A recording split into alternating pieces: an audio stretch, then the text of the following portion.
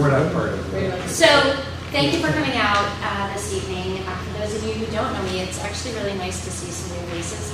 My name is Randy Lowe, and I'm the superintendent for the VRSU here for the Taconic and Green Regional School District. And we are all here as part of a possible school closure process for a public forum. And I'm going to talk more about, at the very end, about kind of the process in this part of the process. But what I'm going to do this evening is share information with you. I've given you a handout. If you don't, we can get them to you. Who doesn't? Oh, here, I've got my and the information that's in there is the same information that I'm going to present tonight. So this is an opportunity. You've got Taconic and Green board members here, and I might just have each of you say your name and what town you live in. And I believe, are all of you Sunderland residents? No, not everybody. Okay, most people? Okay. So it's an opportunity for us to make sure that we're sharing with you information relevant to the school closure process, and for you to have an opportunity to ask questions, to share information with the board. When we talk about process, it's the public forum, a non-binding referendum vote, and then the board votes. I'll talk more about that in detail so at the end, but this is the public forum part. Okay, so it's really an opportunity for you to learn about why we're even talking about this, and some of you I know have been a part of this process for the last, I guess, 13 months now, really. But I want to make sure that folks here understand that the board has an opportunity to hear your thoughts, questions, concerns, so that everyone can kind of move forward, I guess, in the most informed way possible. This is, I will say, when we had our opening day for the supervisory union this year with everyone together, I said, I feel like this is going to be a year of holding multiple truths at one time. And that means, for me at this moment,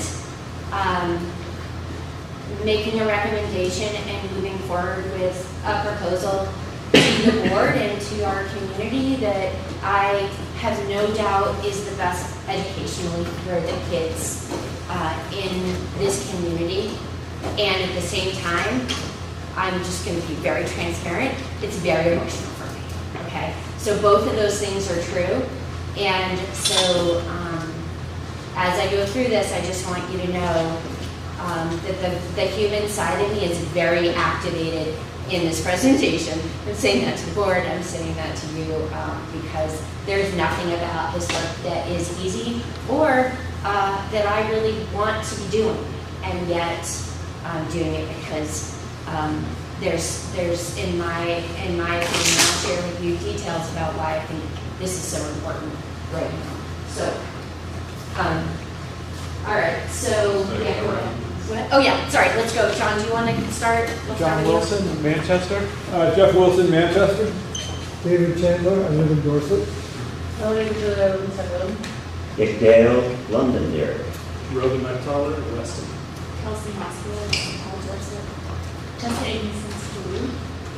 Jim Salzgiver, I live in Dorset. Okay, so the Taconic and Green board, when it formed, knew that they were coming together with 9 different communities, 5 different schools, and one of the foundational principles was this idea that all of our kids are all of our kids, and that has maintained itself. It's been a way that the board has led and governed in a way to prevent there from being board practices that only think about the town in which you reside, that people are really committed, board members, and have been since day one, about thinking about the big picture of the work that we do. And I wanted to start that way because I think it's been a very, very big part of how the Taconic and Green board has led for the last 8 years, 7 years, 18, 7. So what we're going to do today is I'm going to just kind of give you some general information. I'm going to start with school district information that is relevant to the discussion tonight. Then I'll talk about Sunderland specific information. That's kind of the lay of the land of where things are right now. Current challenges, the greater state context, and then school closure process, and then we'll open it up after that. So that's kind of the process we're going to go through this evening. So as it relates to the district, there's 5 schools right now in Taconic and Green. We serve students in pre-K to 8 in some, in some, configuration within the system. The entire system has declining enrollment, and it's been really steady decline year over year. At this point, even just looking at our data this fall, the district as a whole is 53 students under what we budgeted. So there's even greater decline this year than we budgeted for. We have aging infrastructure across our entire system, which is also very much the case with Vermont. And that's another whole topic that I really could talk about, but I'm not going to. And what we've been increasingly feeling is this tension between fiscal and educational responsibility, because and I'll talk more about kind of what that looks like and why, and that's sort of what led to the tipping point last summer for me, and realizing that we couldn't continue operating the way that we are and doing right by kids across the system. Enrollment, as I said, we've had declining enrollment. Any way you look at it, we do not have enough students across the system to operate 5 schools. We're under-enrolled at every one of our buildings, and that's leading to higher costs and decreasing educational opportunities for kids at many of our schools. So we had a demographic study that was done in 2021, and it talked about declining enrollment into the future. I was actually just reviewing that report today, and even the declines that they showed in that report, we're seeing greater declines since then. So when I think about the future of our schools, some of the opportunities we have is that consolidation will increase service and access to resources for students from a variety of towns, but specifically Sunderland, Dorset, Danby, and Mount Tabor. By consolidating students so that we have, and I'll talk more about this later, but really 2 classes per grade, we are able to achieve a size in which we can have stable staffing and students have access to the resources and services that they need. Right now, if we talk now, it's very hard for me. I keep wanting to jump to Sunderland, but that's going to come next. So that's a very big deal. Having access to nurse, to school counselors, special education, academic interventionists. Every one of our kids deserves access to the services that they should have in a public school, and right now, because of how diffuse we are around the system, that's not the case.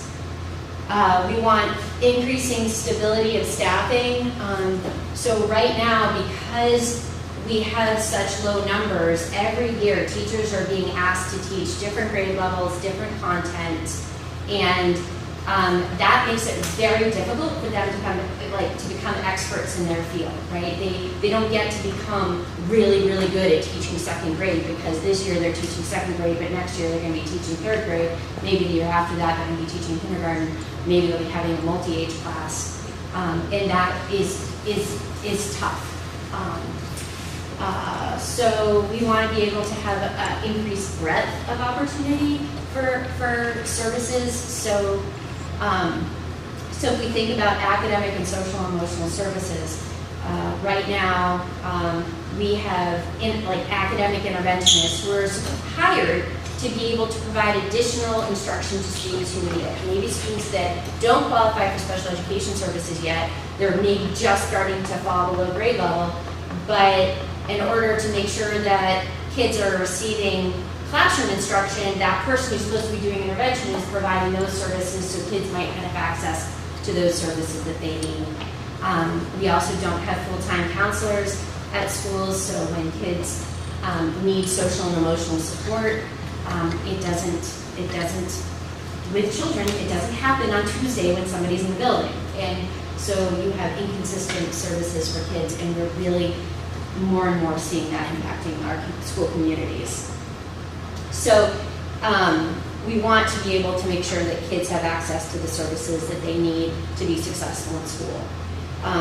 When we look at the possibility of bringing the students from Danby, Mount Tabor, Sunderland, and Dorset together, we're able to provide 2 classes per grade level, which when you look at kind of models, that's a really stable, healthy model for kids. You get to mix up groups, you can, kids can be in different cohorts of kids year over year.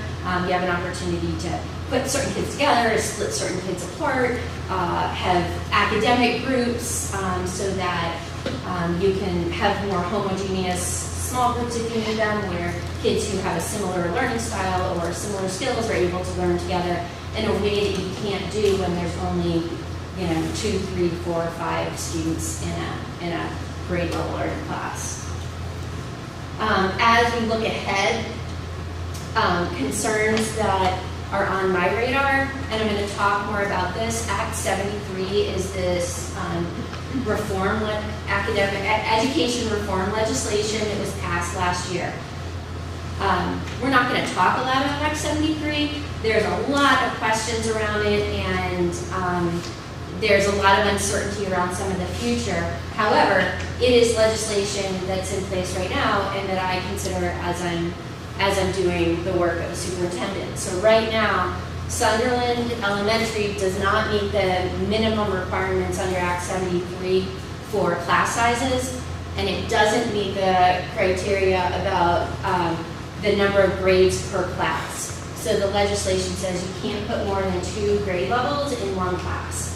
Right now, you have 4th, 5th, and 6th graders together, there's 9 students. That is below the minimum requirement for students in that grade, and you've got 3 classes.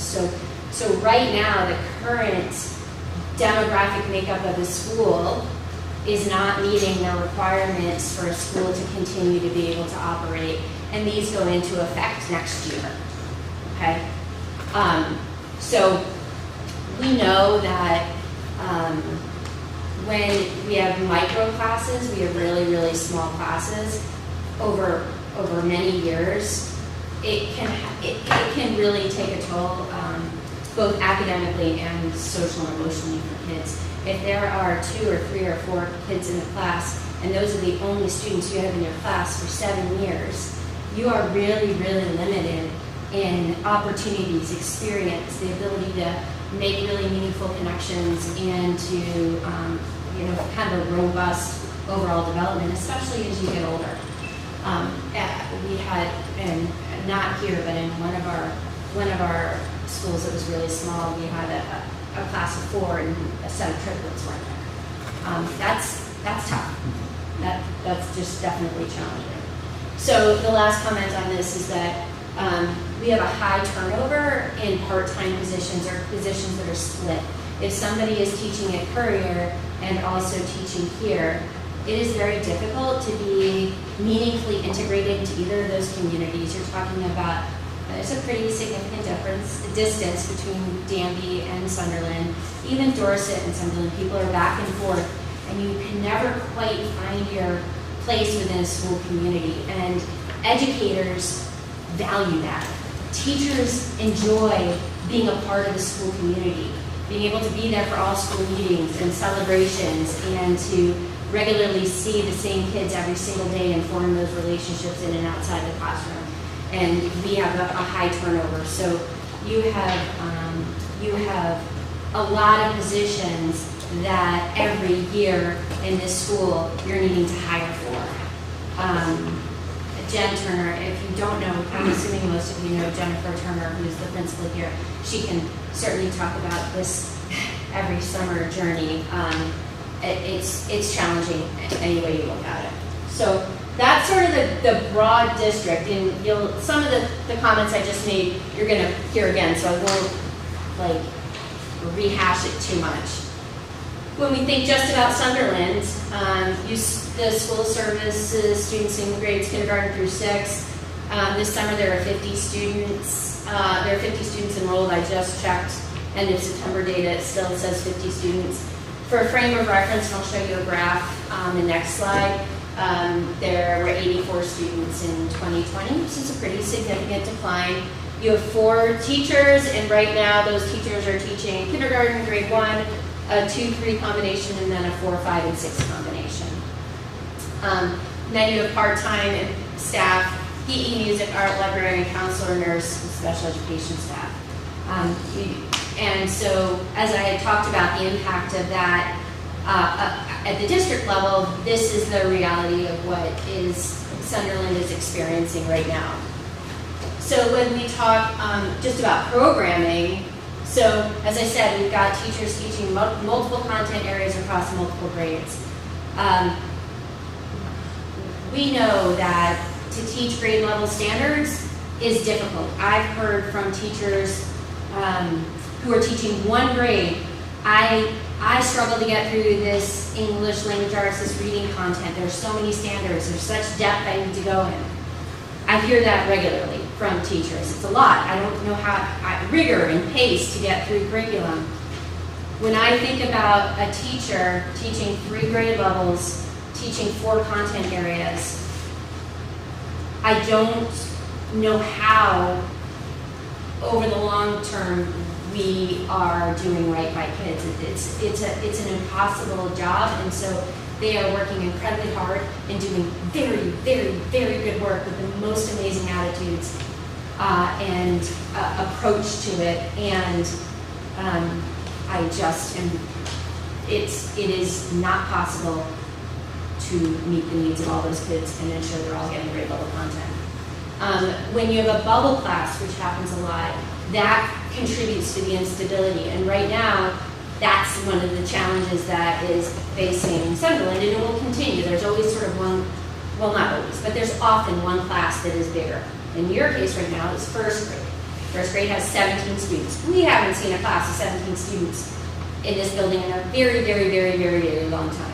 So that class is in kindergarten, and then they're in first, then they're in second. And so every year, we're keeping those 17 students together, but it means, okay, do I put the K and 1 together, like K is by itself, so 2 3s together, they'll be in second grade, how do the numbers shake out, and you're gonna see that. It just provides this instability that's very tough to manage. Intervention and special ed services are negatively impacted by staffing patterns. Last year, the very last day of school,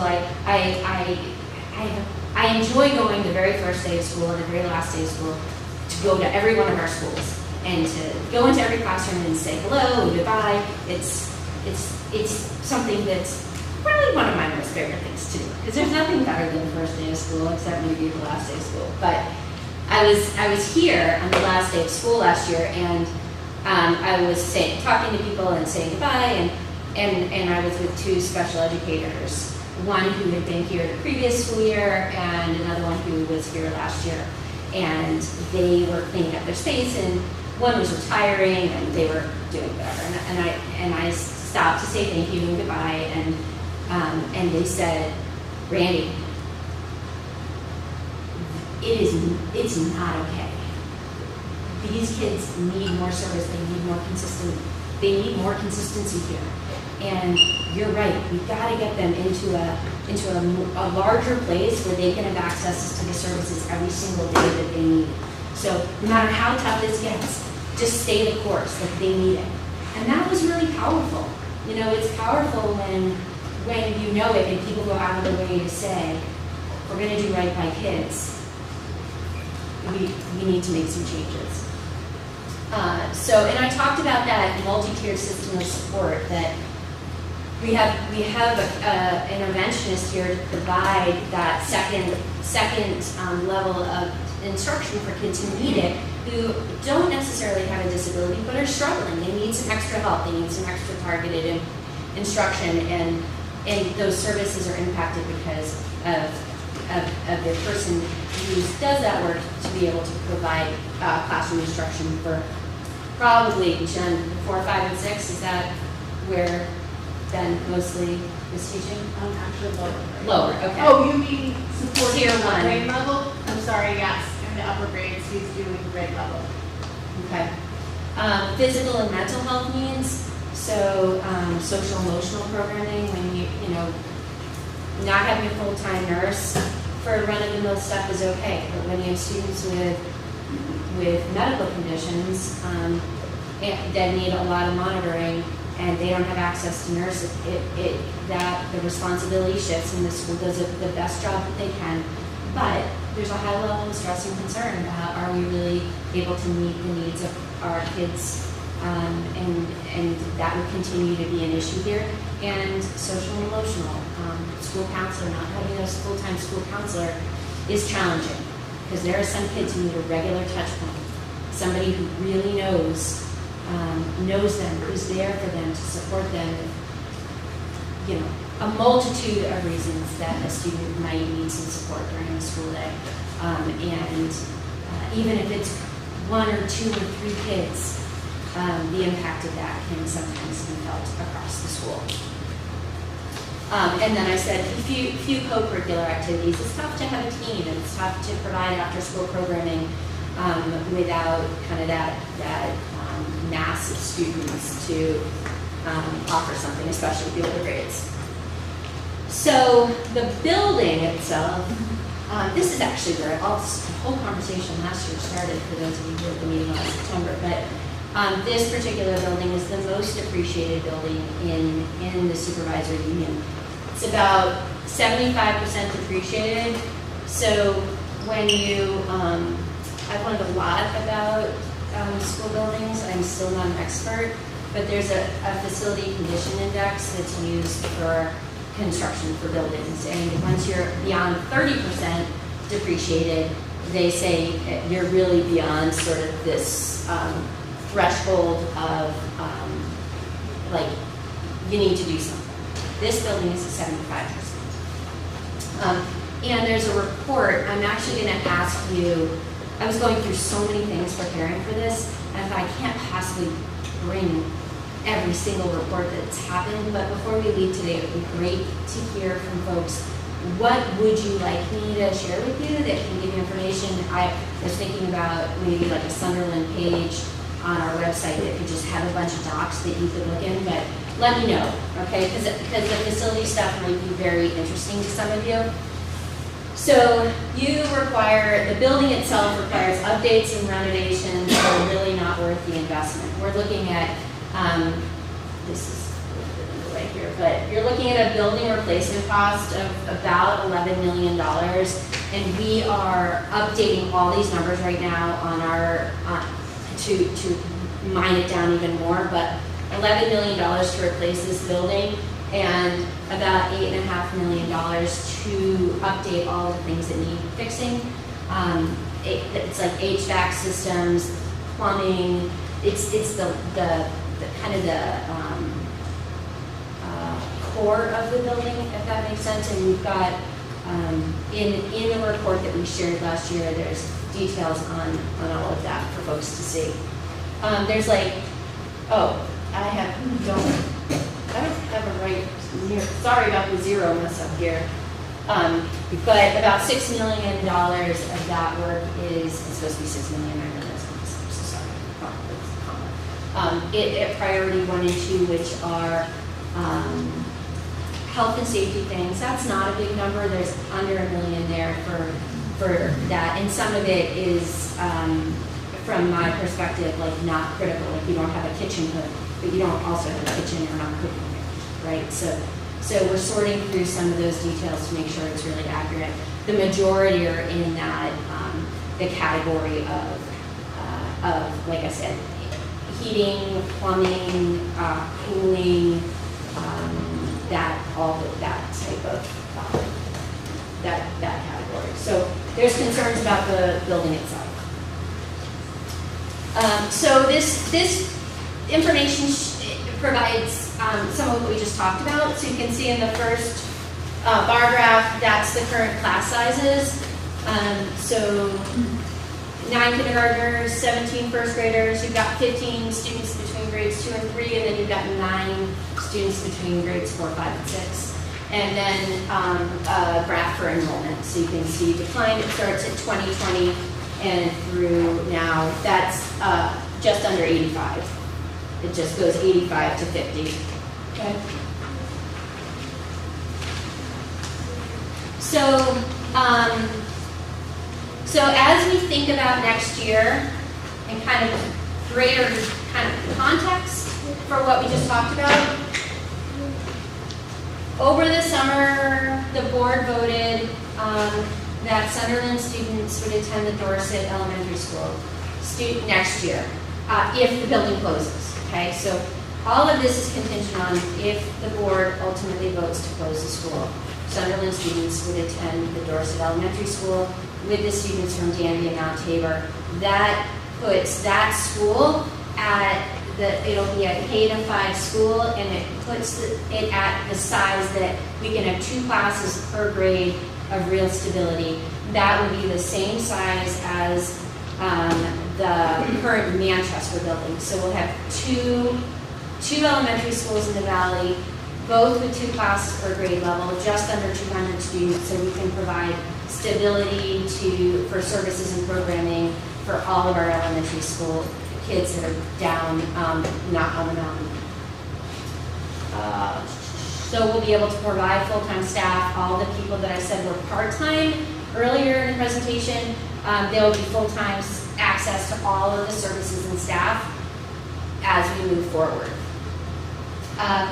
Board has not voted on interdistrict choice yet. For those of you who don't know, interdistrict choices exist within Taconic and Green, and it's an opportunity if there's space for like a family to say, hey, I know my student is supposed to attend this school, but if there's space here at this grade level, I'd like them to attend this one within the same district. So the board has not voted on that yet. That will likely come soon, so we're not entirely sure if interdistrict choice is going to continue. Do you want to ask a question? Can I ask if that will be voted on before the school is closed? That's a good question. Then hold on to that for a minute, okay? Because it's a good question. Please do capture questions you have, because we definitely want to answer them all. And I think we'll dialogue about that, Susie. So we're committed to bus rides of less than an hour. We have, or 60 minutes or less. That's what I have directed our transportation staff to. That's what exists throughout the system right now. So from a transportation perspective, there's organizationally through the system not a change. It'd be a maximum of an hour, so ideally most kids are less than that on the bus. In using Google Maps, Sunderland to Dorset's 21 minutes, Sunderland to Manchester, the current Manchester building is 17 minutes. And that's just school to school. I know that does not say to you how far it is from your house to a school, but for the sake of just apples to apples, it's school to school.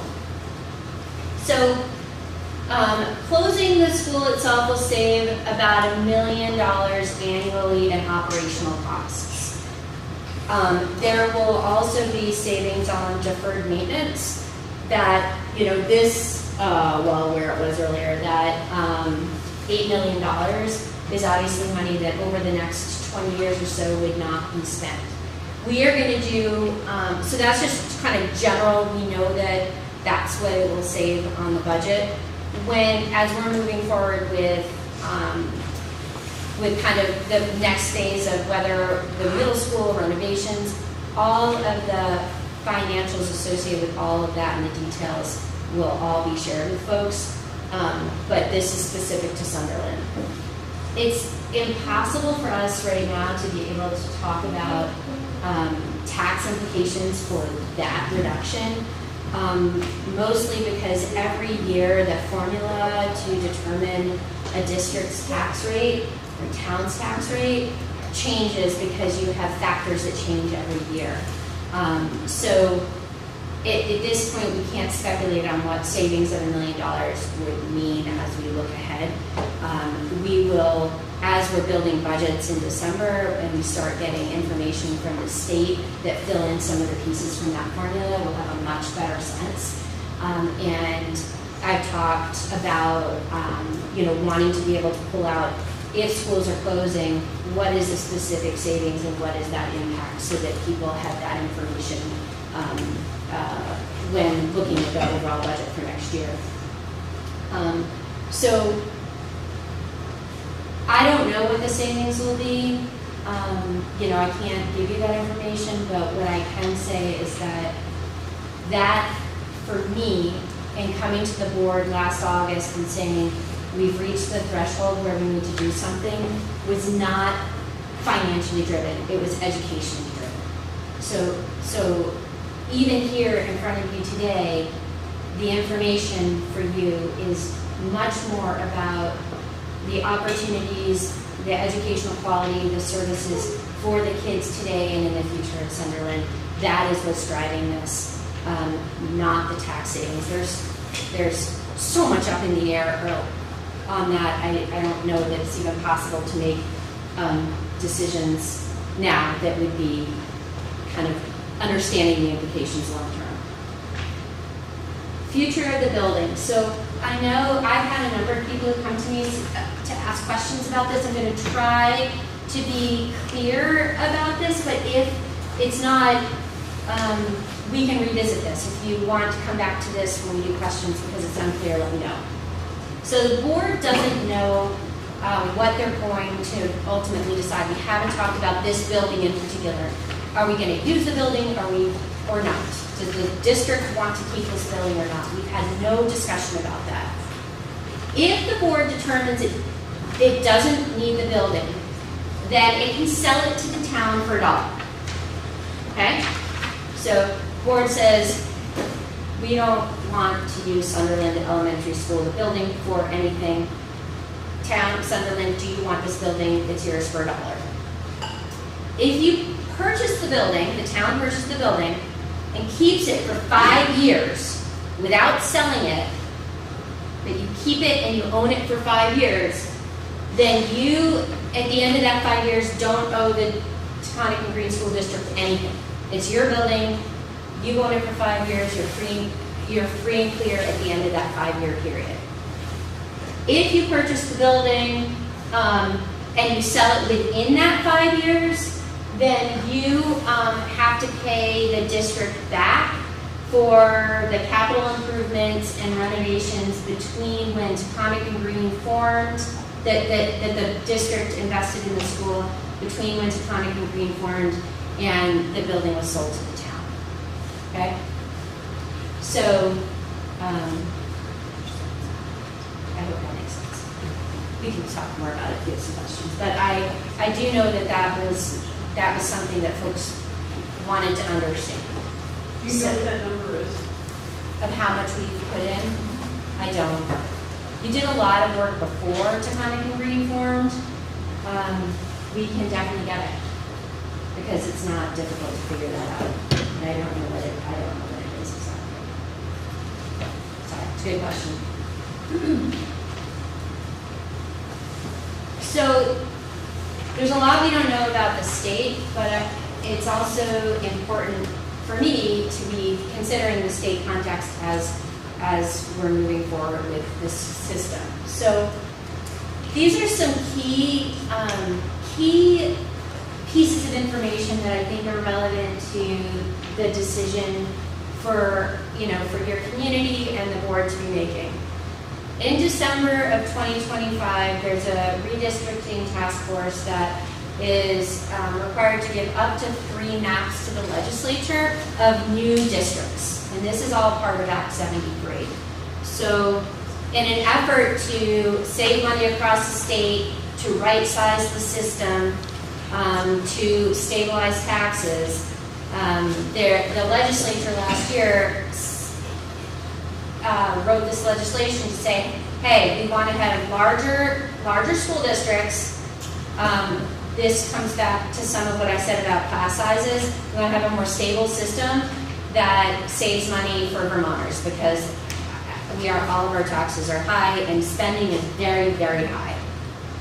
So those 3 maps are due to the legislature by December 1st. There's some forums, there's one map that's been put out, they've got a few.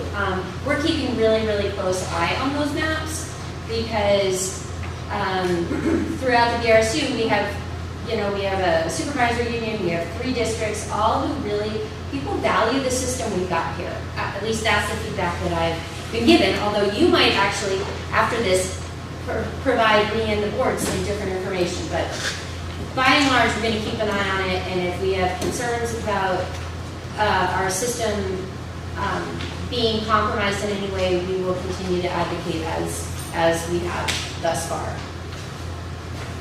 There are things between December 25 and July 1st, 28. I'm not giving you that because it's a little less relevant. The points I'm making right here are really specific to our conversation tonight. July 1st of 2028, those new districts will be operational. So for all intents and purposes, the VRSU will likely not exist, Taconic and Green will likely not exist. And so the idea is we want to expand educational opportunity and stabilize funding. There's going to be a new funding model that also goes into effect on July 1st of 2028. And right now, every March, you have the opportunity to go and vote on the local district budget that Taconic and Green asks you to vote on.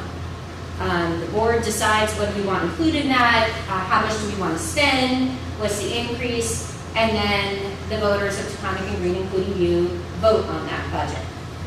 When we switch to a new funding model, it is going to be a foundation funding model, which means there's going to be a base rate per student, approximately $15,000 a kid.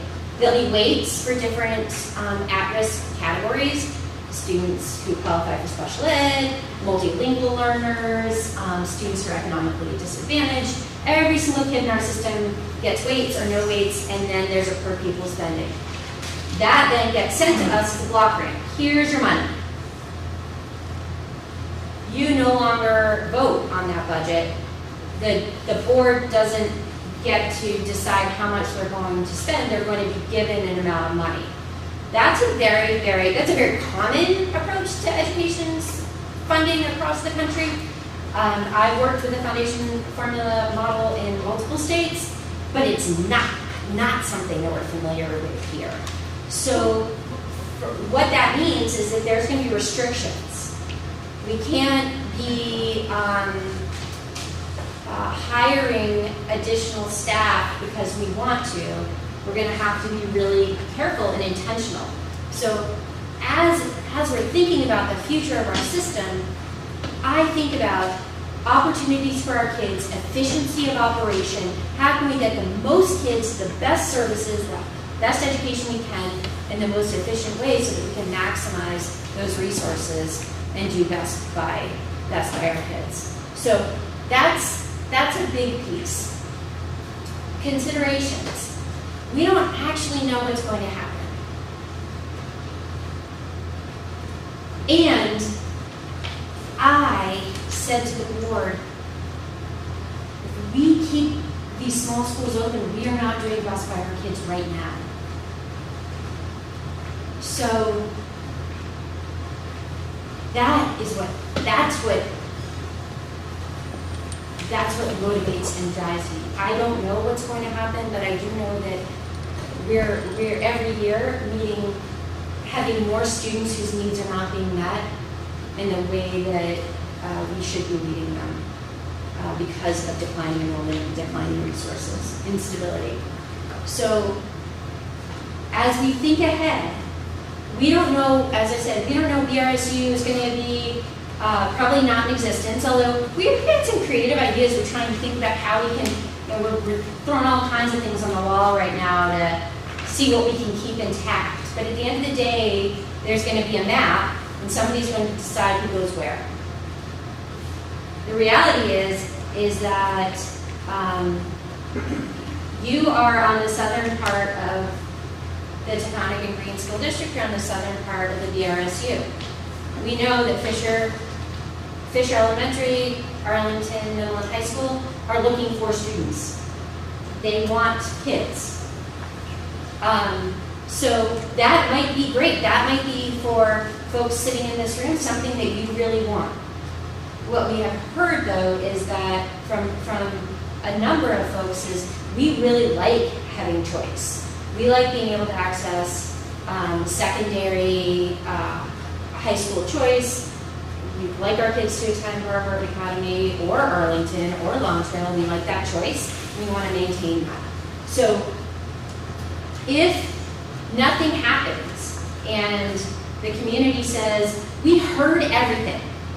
Thanks for your spiel, Randy Lowe, we're not buying it. We want you to keep the school open because we think that that's best. And the board says, hey, we heard you, Sunderland. Yeah, great. And the school stays open.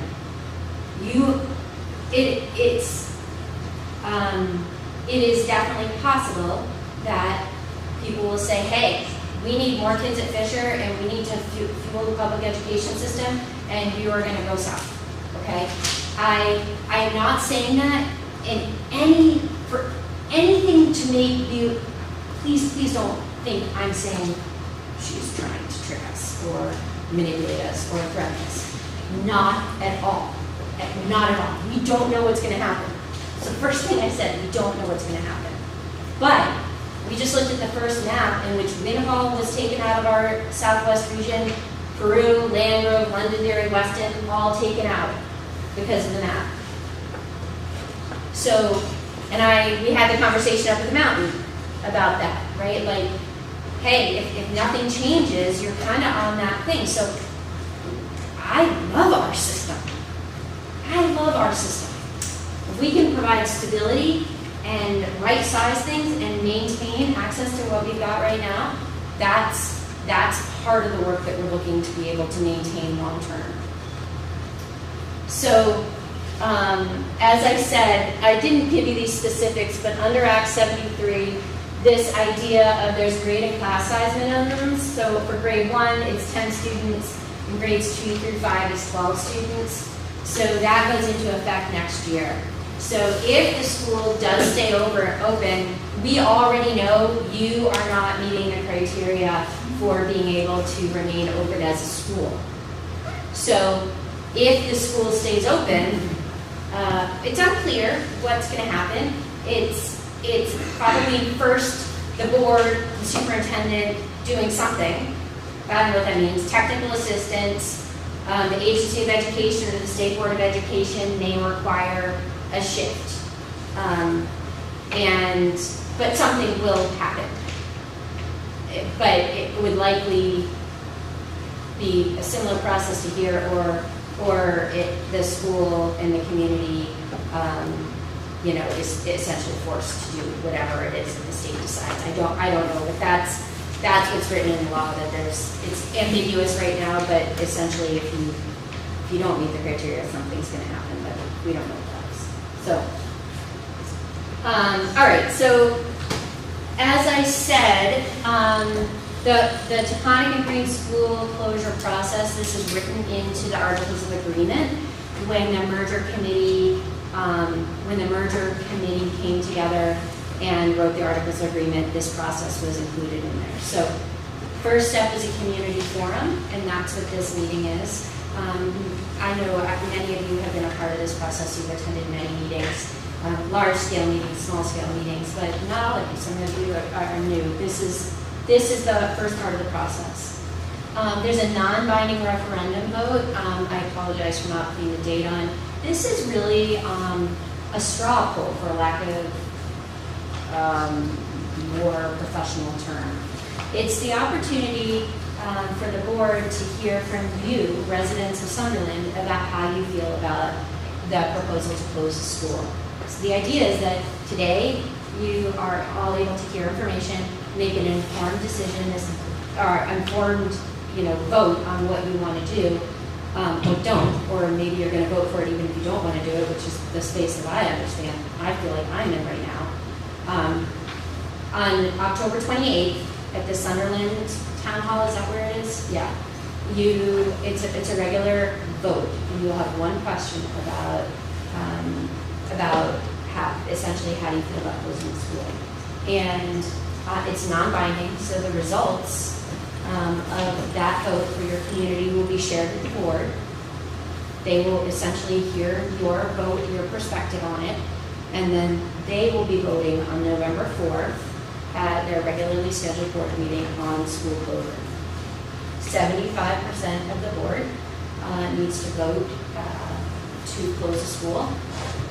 So that's 10 board members, 10 out of the 13. We don't have everybody. We have like nine board members here right now, but 10 out of 13 need to vote to close it. Okay? So that vote is going to be happening on November 4th at 6:30, and that meeting is at the Dorset School.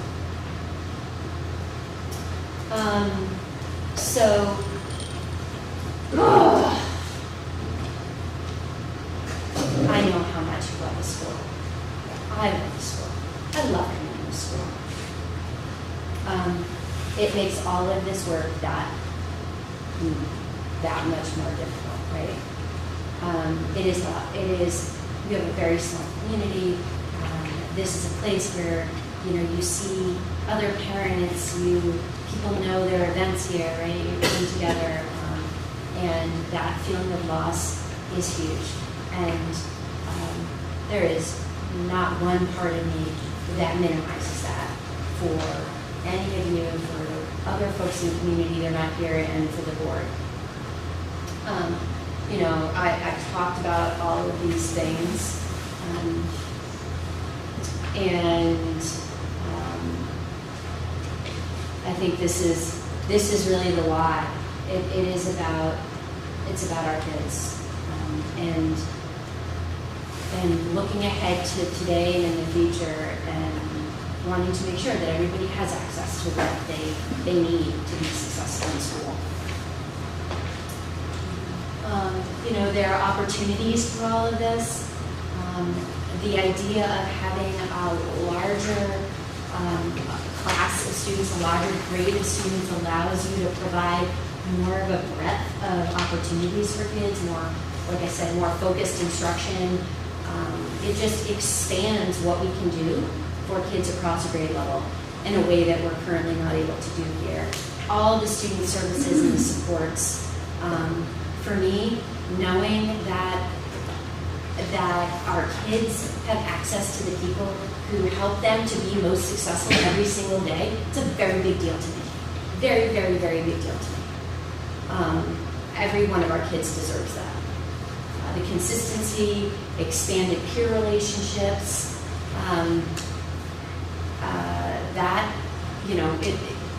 it's all, there's a lot of opportunities that can come from consolidating our system.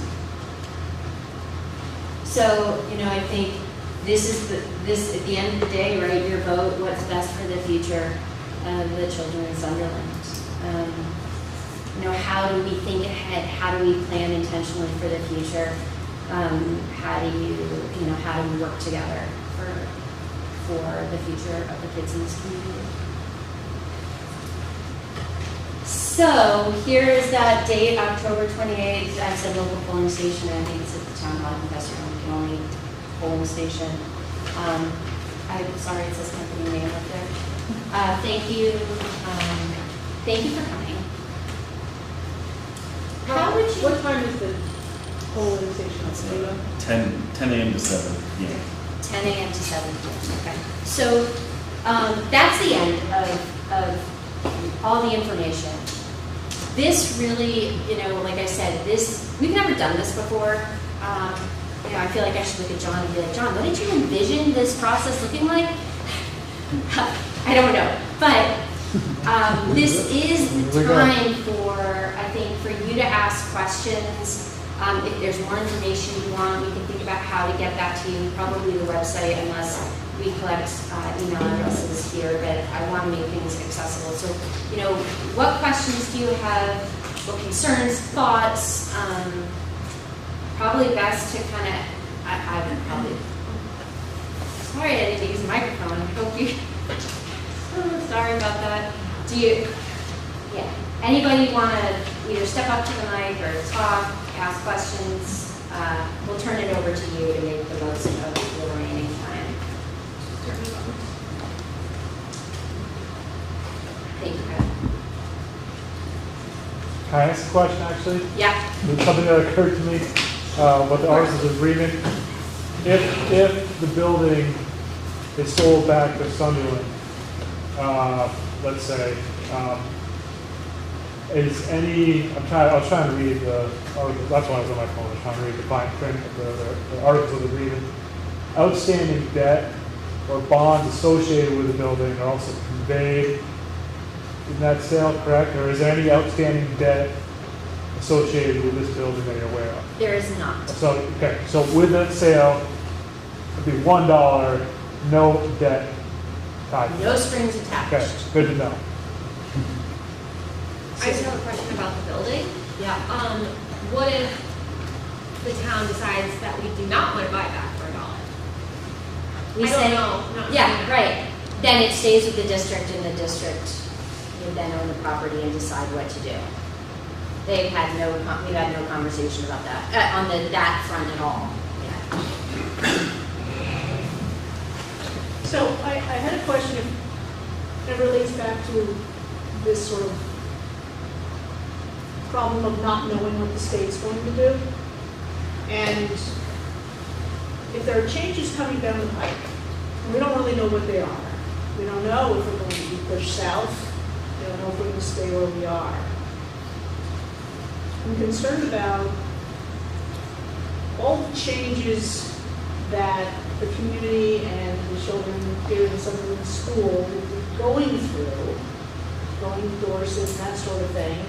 If the state then comes in and says, no, Sunderland's going to go to Fisher, Sunderland's going to go to South, we have the obvious disruptions, now we have more changes again.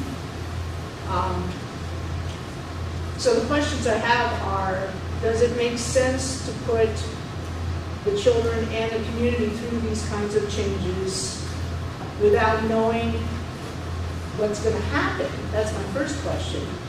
And then the second question is, if all of this goes through and say there's a possibility of building a middle school, we have a bond vote, all of these things, we vote, so that the district ends up voting in a bond or voting for higher taxes to pay for additional things, and then the state says, no, you're going south, and we don't see that benefit. Are there guarantees that, I know you can't guarantee it, but it's almost like I would hate to invest in these really great ideas and these changes and these new schools, and then find out, yeah, you're not really going to benefit from that. Right. I'm very concerned about that. Yeah, it's a super, super fair question.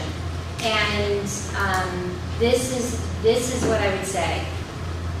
Right now, even like when we started this, the state wasn't doing anything, right? It's driven by the needs of our kids now and our communities. The proposals that we're making are accomplishing everything that Act 73 wants us to. So when I talk about 2 elementary schools, 2 classes per grade level, a stable system, efficient use of resources, and a strong educational program, that is exactly the intention of Act 73. So making those moves and stabilizing our system, closing 2 schools, having an educationally and financially stable system is exactly what they're looking for. You're right, I can't guarantee anything, but those decisions in our community proactively making these moves, I do not see a world in which they would say, you went through all this work, now we're pulling the kids out and moving them. I feel confident enough to say that to you. When I think about what puts the students at Sunderland at greater risk, doing nothing and waiting, in my opinion, in the short and the long term, puts them at greater risk. Can I add to that a little bit? That's okay, but just a little bit, that, two of the parts of that is in the law, it does say when they draw the lines, that they are going to try to respect district boundaries and not break up systems. Because it doesn't really help them break systems up, right? If we have a stable system, they want to encourage you to keep that.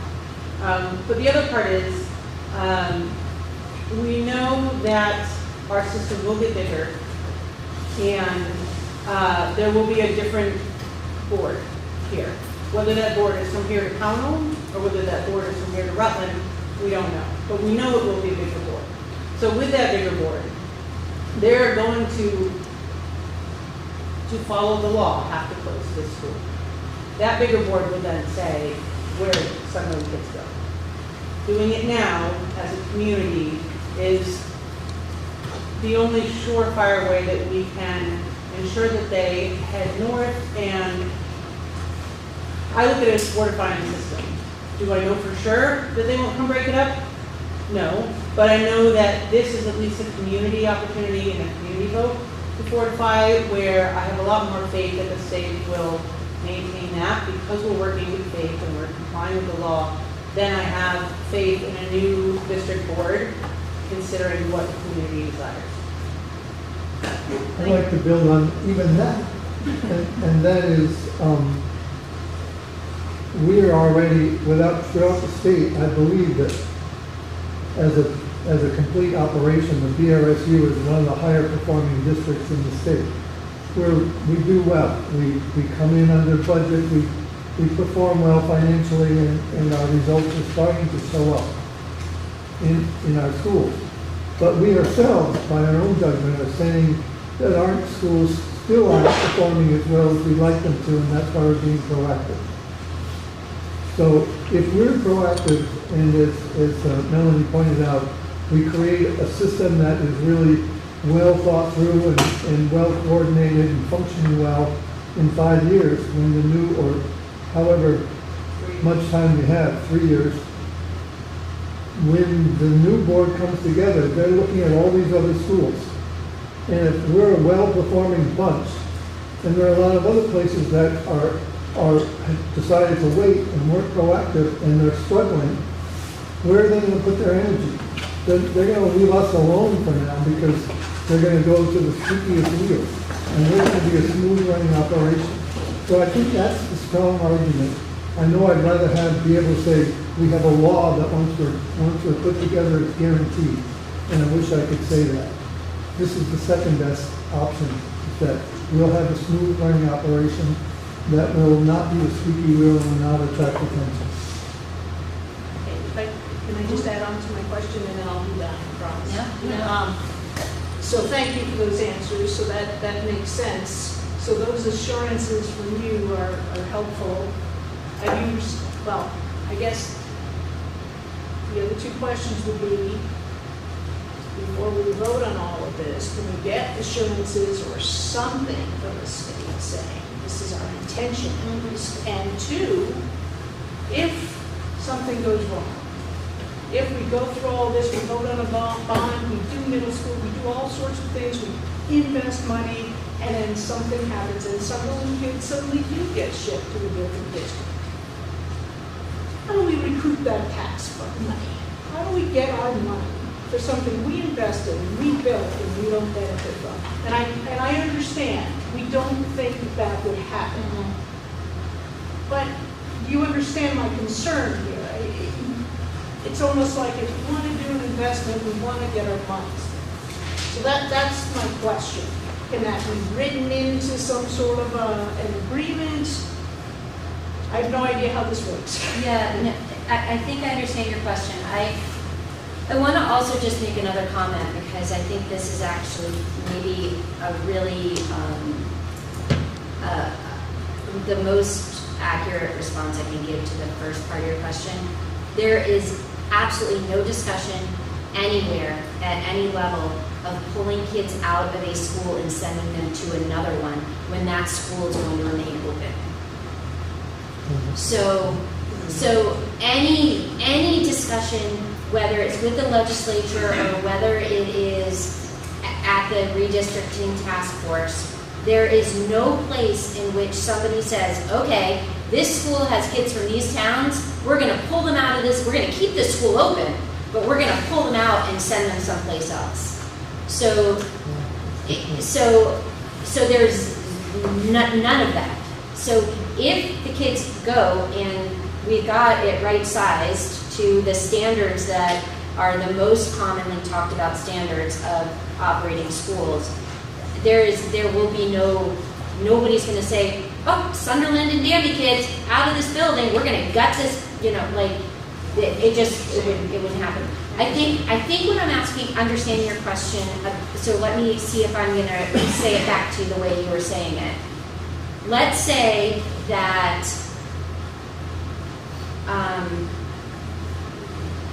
okay, I'm going to try to walk through this because I think that my answer might actually answer your question. July 1st of 2028 is when the new districts are in place, new funding formula goes into place. If there is a bond vote in the district for a new middle school, what I'm hearing you say is you're concerned that any tax increases from that bond that you might get pulled away from and you have to pay, you want to recoup that money because your students, you as a community don't have access to what you're paying for, and you're not going to continue paying for it because that's what's wrong, right? I think that's what I hear you saying, is that there's concern about that. But the timing of it won't allow that to happen. So July 1st to 28th, the new district is in place. We will know likely by probably the end of next legislative session, that's the goal, what the new districts are. And the bond won't hit anybody's taxes until after all of this has happened. That answers my question. Okay? Thank you. So it's not going to, yeah, okay, Gotcha. you got it. Gotcha. Thank you. Actually, I have a question for you all. One of my biggest concerns is that because this is a non-binding vote and it's not happening during a major election cycle, that a lot of people won't go to the polls. So I'm worried that those who actually agree that we should close the school, a lot of them aren't going to bother to vote, and they're the ones who really do care about the school because they had a good experience here or whatever, will vote. And so even if it's only 100 people voting, a small percentage, I worry that it's going to be a skewed percentage.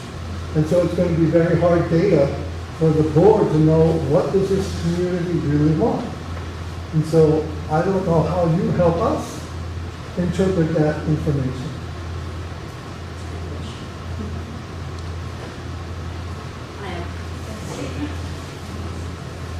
Leslie Parra, live in Sunderland. As a longtime Sunderland resident and a parent of 2 children who attended Sunderland School, I want to express deep concern and opposition to the proposed closure of the elementary school.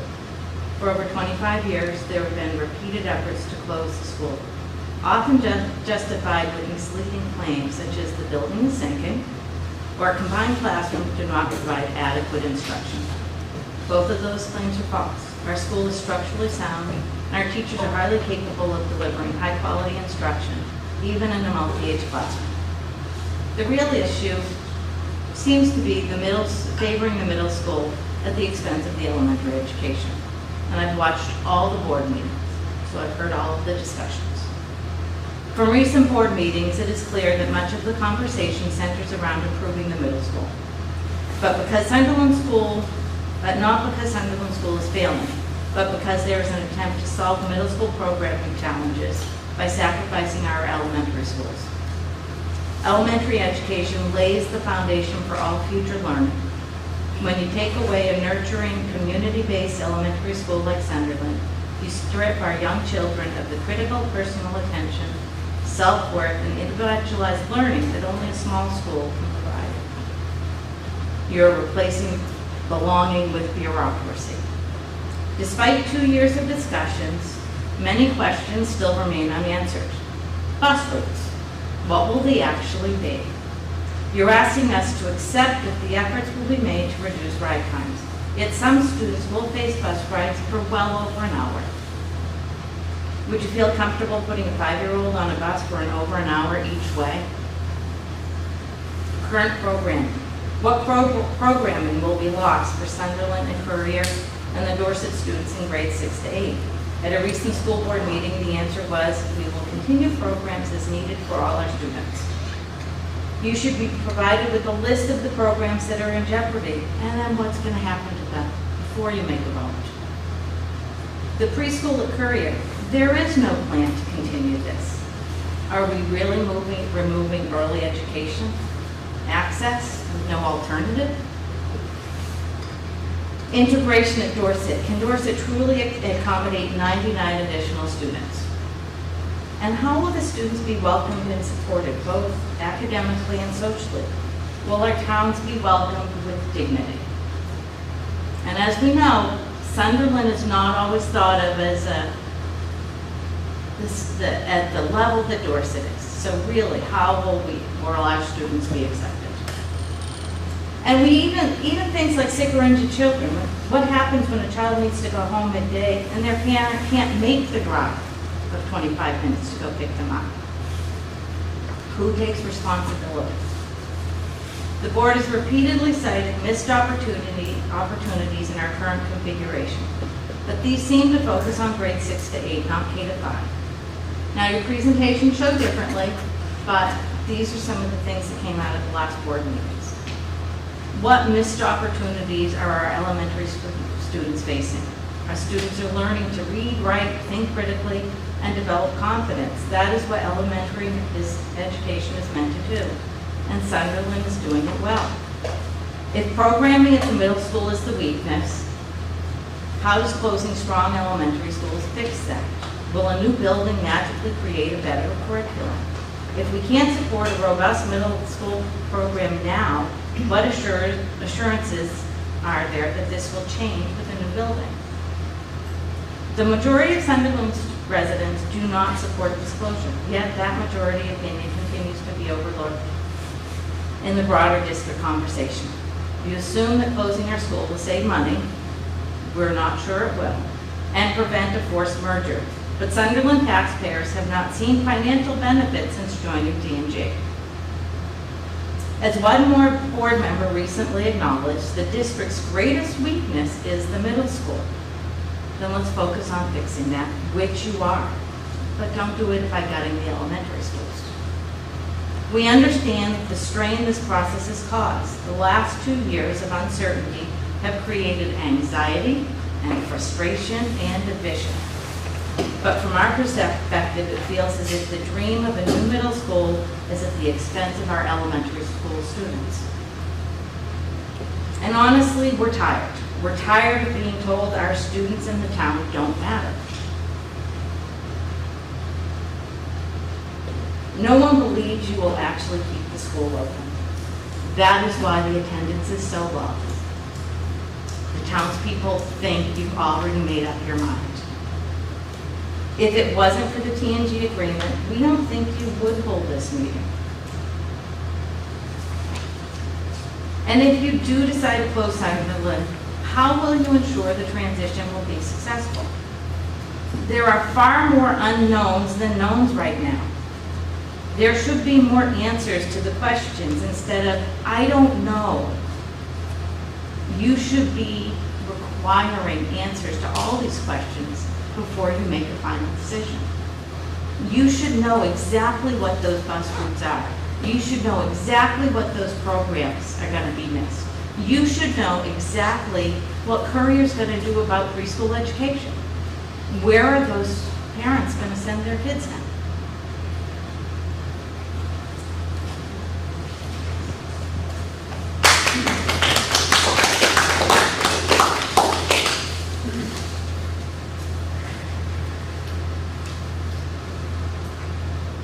Leslie, can I ask a question? Yeah. You mentioned a bunch of times the programming that's going to be missing. I'm Yeah. curious what programs you're It was concerned mentioned we're in going your to- select board meetings. Excuse me? It was mentioned, especially, it was the last, one of the last 1 or 2 meetings. There were mentions of programs that Dorset offered their 6th to 8th graders, that Courier offered, and were they gonna keep the programs? And the answer was, we don't know, we'll do what's best.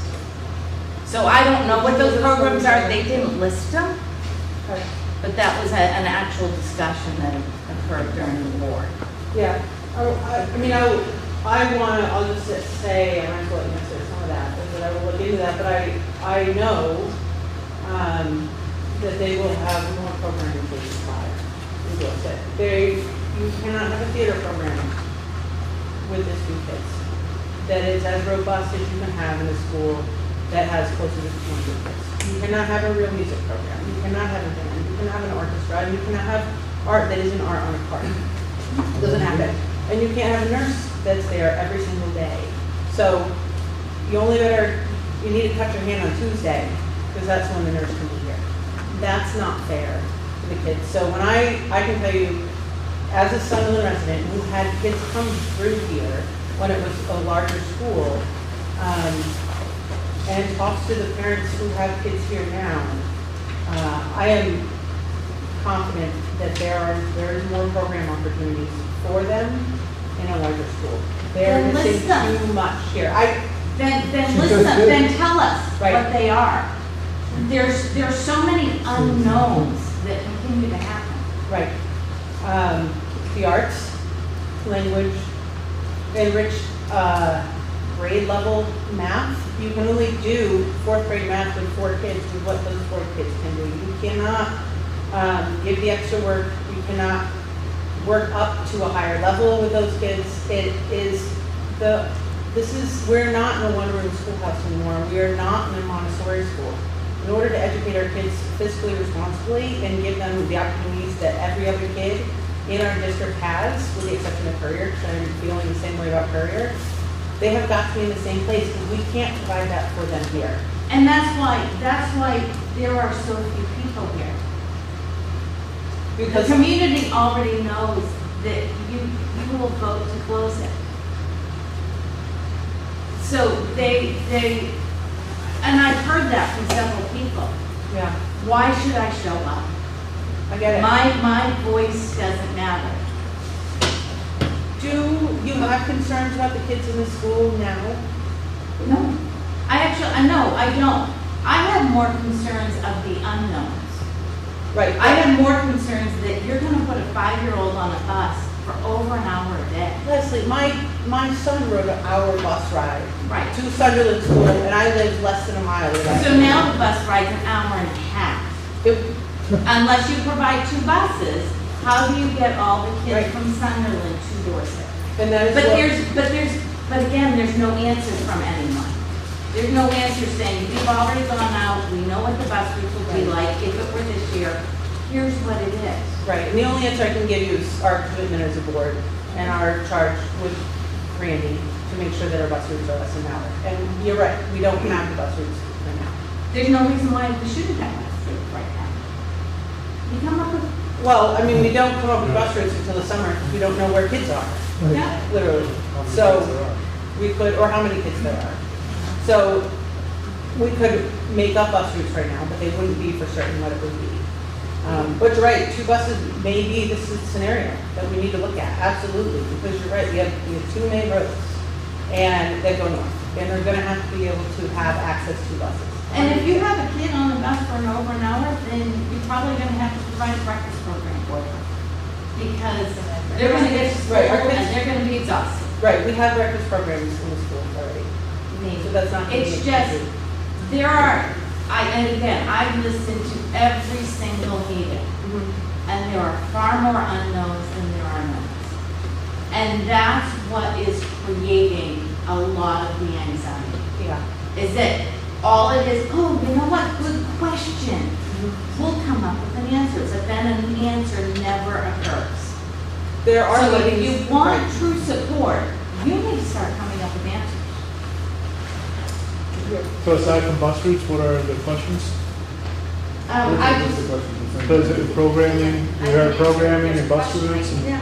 I think she addressed the programming Well, and in it's, some of the Yeah. presentation, other than very specific bus routes. What are I mean, they? and for What- courier, can not you that- repeat what those are? Do you have a question you want to ask about the pre-K program? Because I'm Yeah, happy to I share mean, the that. last board meeting, you Yeah, said, so- yeah, we're not doing one.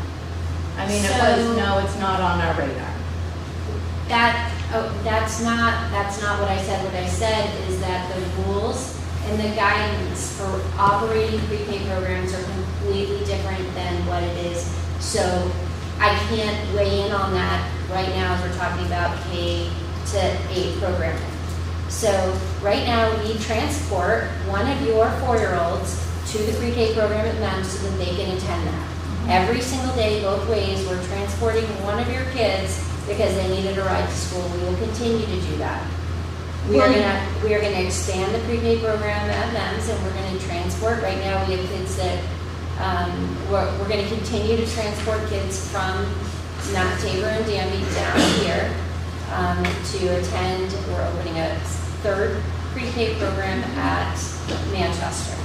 And your kids will be able to continue to access that, and so will the other kids in Taconic and Green. Because at the last meeting, it was no. I think that was We did specifically not. in the Dorset building. Was it? Right, no, it was for courier. There's someone That's No, I correct. asked a We're question not about operating, Fulbrook. we're not operating a pre-K program at the courier school if it closes by itself.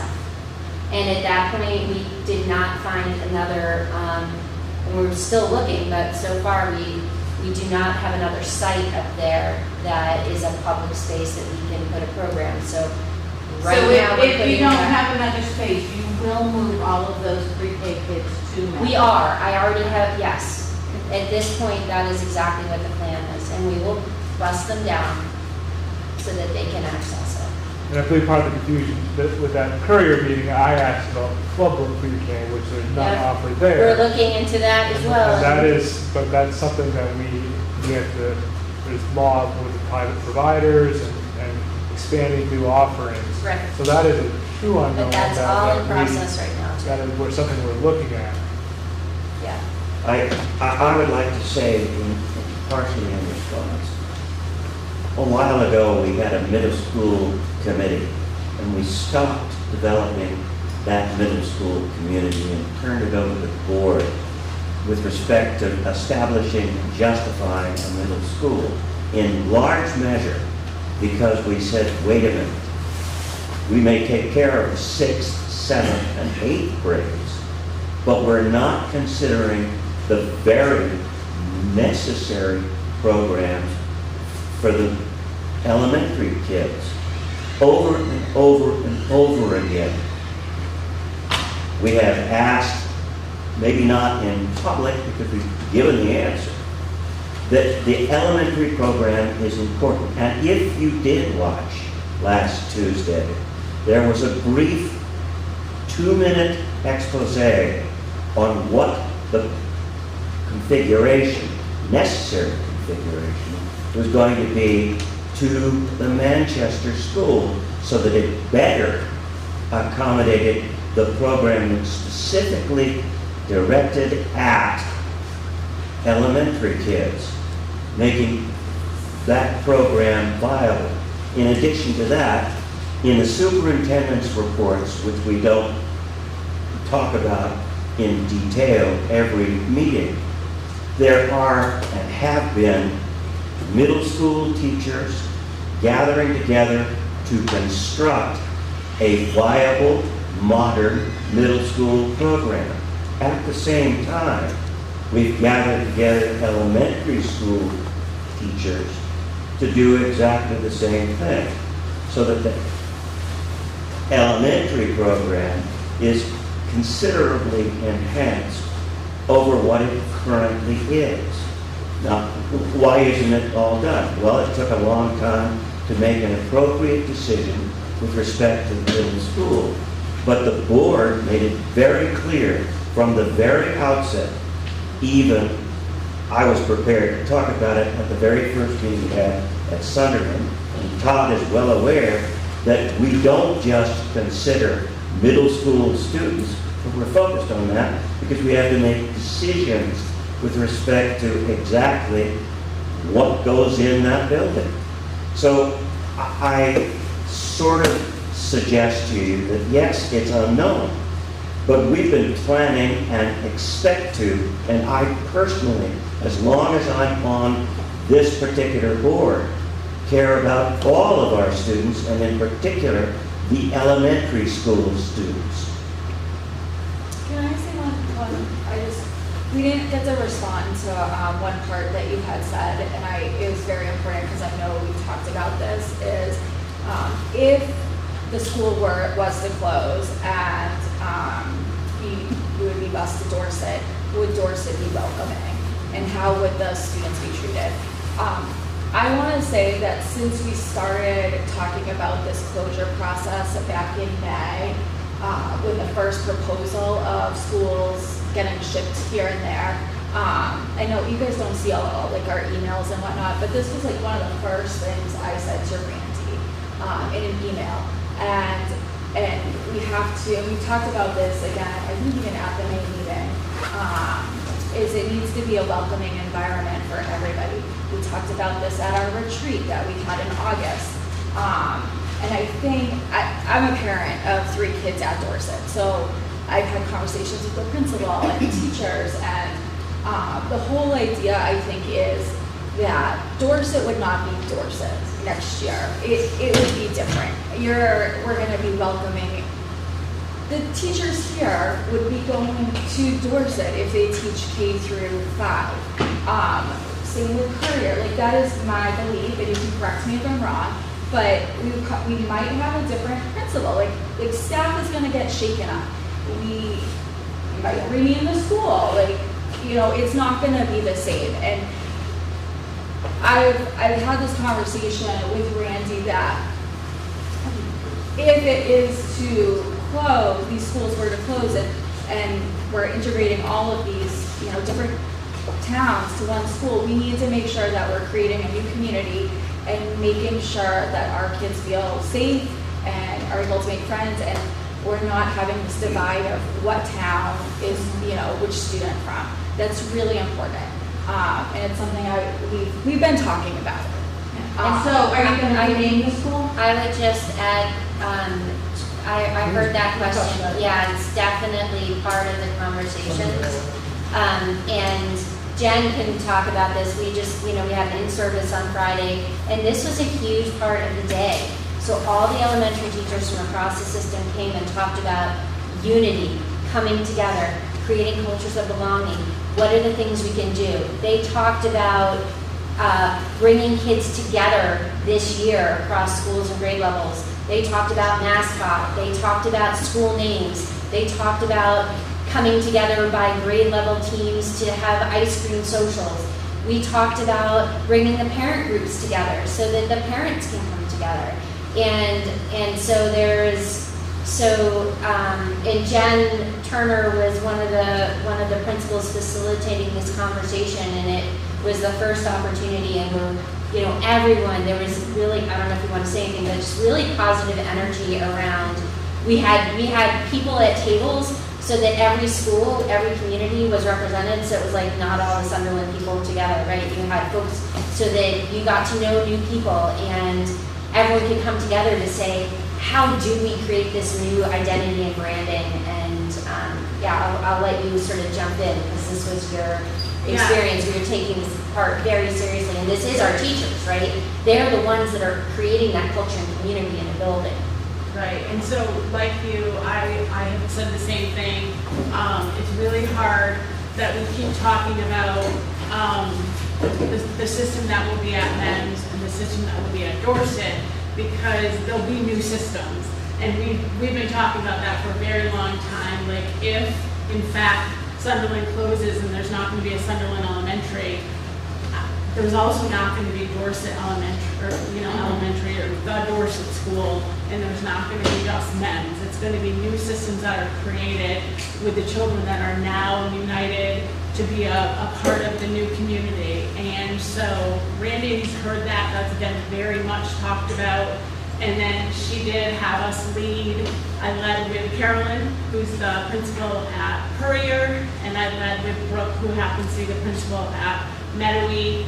we did the elementary, there was another group that did the middle school, and it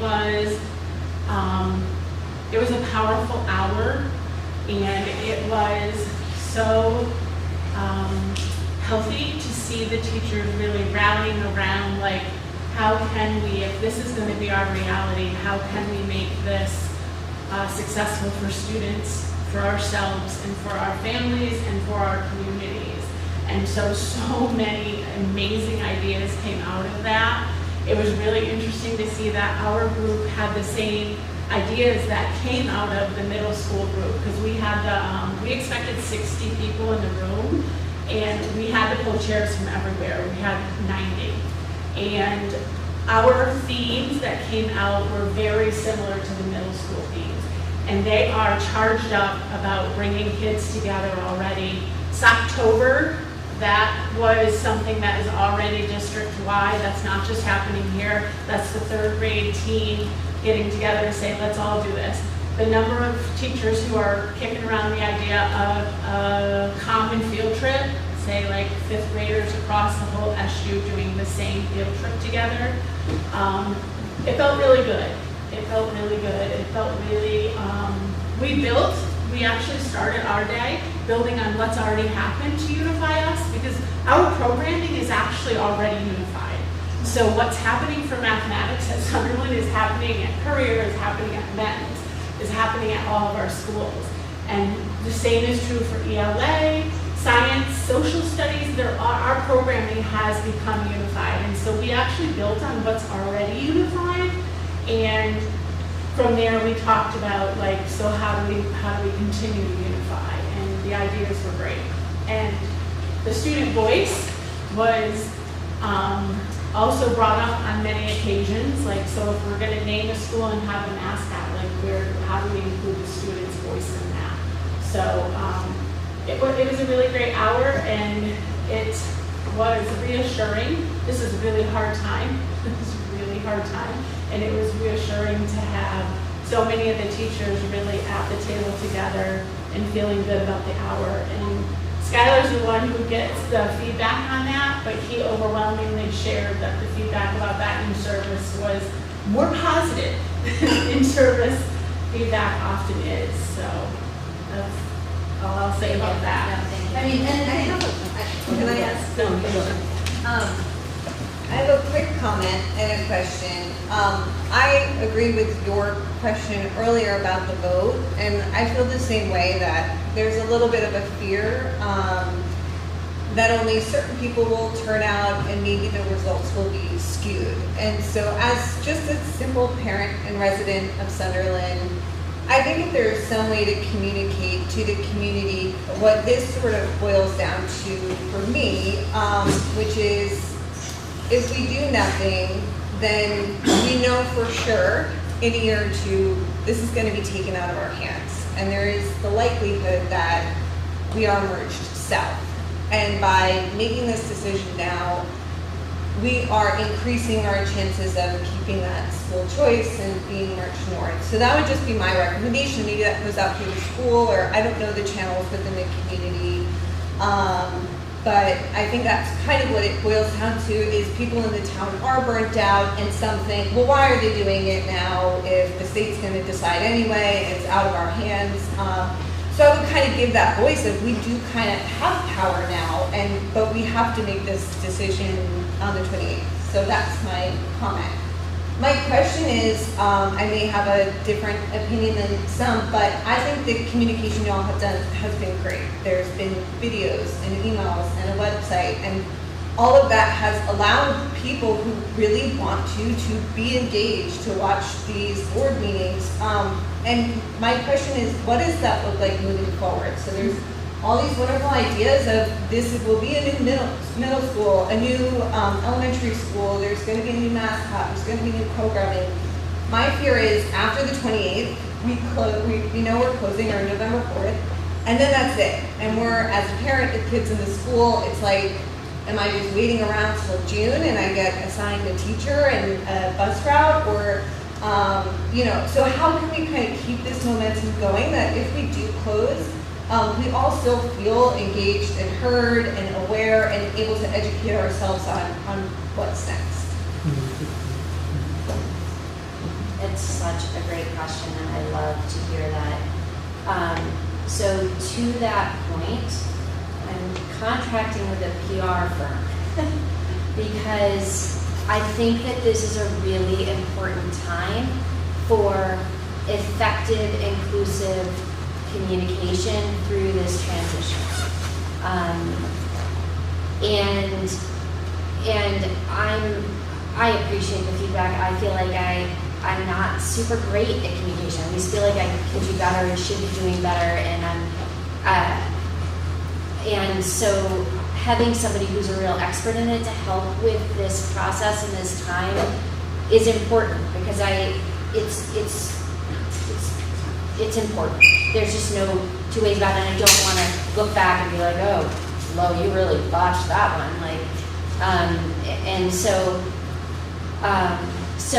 as you know, I think we had a conversation, didn't we, Casey, about were you the person who came up to me and said, your brother lives in New Jersey, Yes. right? That was the first time we met. Okay. Yeah. So that conversation has stayed with me because one, and I've said this to members of our board, I've said it to people individually. I think that a year from now, 2 years from now, I will look back at this time frame and say, was it a good idea to be as transparent for such a long period of time as you're iterating and going through this process? Because I've thought about it. This other district in another state in which the board just said, here's what we're doing, and laid it on everybody with no input. Because I thought, God, it's probably a lot easier. You might take the hit at that moment, but we have been open, and that means that along the way, we are still making decisions. We're collecting input. We're shifting, we're changing, we're listening. We do not have all the answers at any moment, because if we did, it wouldn't be a transparent process. It wouldn't be a process that's iterative. And so I think that we will do best by our kids when the decisions are made. If schools are closed, we have started to really bring our educators into the fold. They are the ones where it all happens. If I say, this is what we're doing. We're going to offer this, we're going to offer this, we're going to offer this, we're going to offer this, we're going to do this. People have answers, but I don't have buy-in from any of the people, right? So we need to live in this space right now where we can cultivate the curiosity, and we can allow a student voice, we can allow teacher voice to be able to build on all of the possibilities that exist at a time like this. This will be likely, any changes that happen right now, the only time in my career that I get to be a part of something like this. We get to build something new for our kids and our community that is on our terms. Our teachers are going to get to build new systems with colleagues and have collaborative opportunities they don't currently have. I don't know what all 4 teams at the middle school will be. We'll have grade level teams, but this 4th team, I don't have an answer because I want to see, right? We know that our kids, our families and kids have communicated they like outdoor programming. Maybe it's a mountain campus kind of thing. Maybe it's a vertical arts team or a STEM team. I don't know, but I'm going to let the passions, the interests of our teachers and community kind of drive that. Same thing at the elementary level. When you heard Jen, there is excitement about, a teacher who is teaching something and has always just been by themselves and not had colleagues, being able to work with other people and talk about assessment, talk about instruction, talk about management with other people. It's just, it's an exciting opportunity, and we don't have every answer. I don't have every answer. But every single day, we kind of are doing more work. And, this time is trying to help you all to understand I hope that you feel as if the information you got today was specific to Sunderland Elementary School. I feel like that I was trying to say this is what's happening here, it's interesting. I'll just say to you, it's interesting for me to hear the idea, and I heard it actually for the first time earlier today. Hey, there's a lot of people who think it's going to happen, and you might not have a lot of people. I didn't know that or think that. When people ask me, I'm like, I don't know. I don't know what the board's going to ultimately do. And whatever it is decided, whatever we hear from you, whatever they decide, we will move forward and continue to do the best we can for our kids. But there are some real opportunities. And at the end of the day, I know that every single person sitting in this room is here because you care about the education of the kids in Sunderland, of the kids in the greater district, and we all want what's best for our kids. I don't think there's a single person in this room who isn't driven and motivated by that. Trying to help folks to understand the why behind, the recommendation that did come from me. I am here at any point to answer questions. If you continue to have questions or unclear about what was motivating the work that we've been doing for the last year, please don't hesitate to ask. And if folks in the room have questions or comments, or feel free to send anybody my way. I know that this is a tough time, and I can imagine that if I were sitting in your shoes and the question came, do I want to close the school? I do not want to close the school. I'm not going to say I want to. Even if I hear and ultimately it might be what's right for kids, I think it's a hard question to ask. So I think it's just hard. So, sorry, rambling. Can I respond? What was your name? I'm sorry. Casey. To your first point, Casey, about communicating that if we don't do it, the state will. I would personally, I would feel kind of manipulative to do that, and I also, when I cast my vote whether or not to close Sunderland, I won't have the state Act 73 in mind. I'm not, it could all fall apart this legislative session. Who knows? My question is going to be best for all our kids? It's going to be best for the community. And so I see your point, but I also, I don't, that's part of a consideration for me, but it's more about what's best for our system. That's for me anyway. I won't speak for us, the board. To your other point about outreach, now I was going to bring this up with the board at our next meeting, but I think it's, how do we continue to engage the community in an impactful way? I think we need to start to distribute leadership in the community a little bit and ask you guys to step up a little bit. And we have, community outreach liaisons, people from 5-10 people from each town that we tap on who are community influencers who can help disseminate, not to persuade and propagate for us or share our message, but hey, we've had these small get-togethers around the community, just share, coffee hours, sharing information, and those have been really helpful for me. But to have people that hey, I'm going to have this thing in my house, after church or wherever, to help, people who know a lot of people, because I'm not on social media, and I'm not going to go on social media to disseminate information, but we can lean on the people in the community to help us get other people engaged. Again, not to propagate, but just to help us disseminate information and to listen for us, opportunities for us to listen. So I guess what I'm asking for you guys is, as you move forward, is will somebody be willing to step up and help us engage the community? I'm not raising my hand to volunteer. Yeah, Megan, I got you down. I already wrote you down. I have a logistical question about, so will you make a joint decision to close both Courier and Sunderland, or will those be separate decisions? Separate votes. And so you could decide to close one school but not the other? And how would that influence, because I feel like the whole plan is built around closing both schools, right? And then like fitting the kids in at certain places, so. Yeah, I think by part of it is around by law we have to separate them. I don't think we can do it together.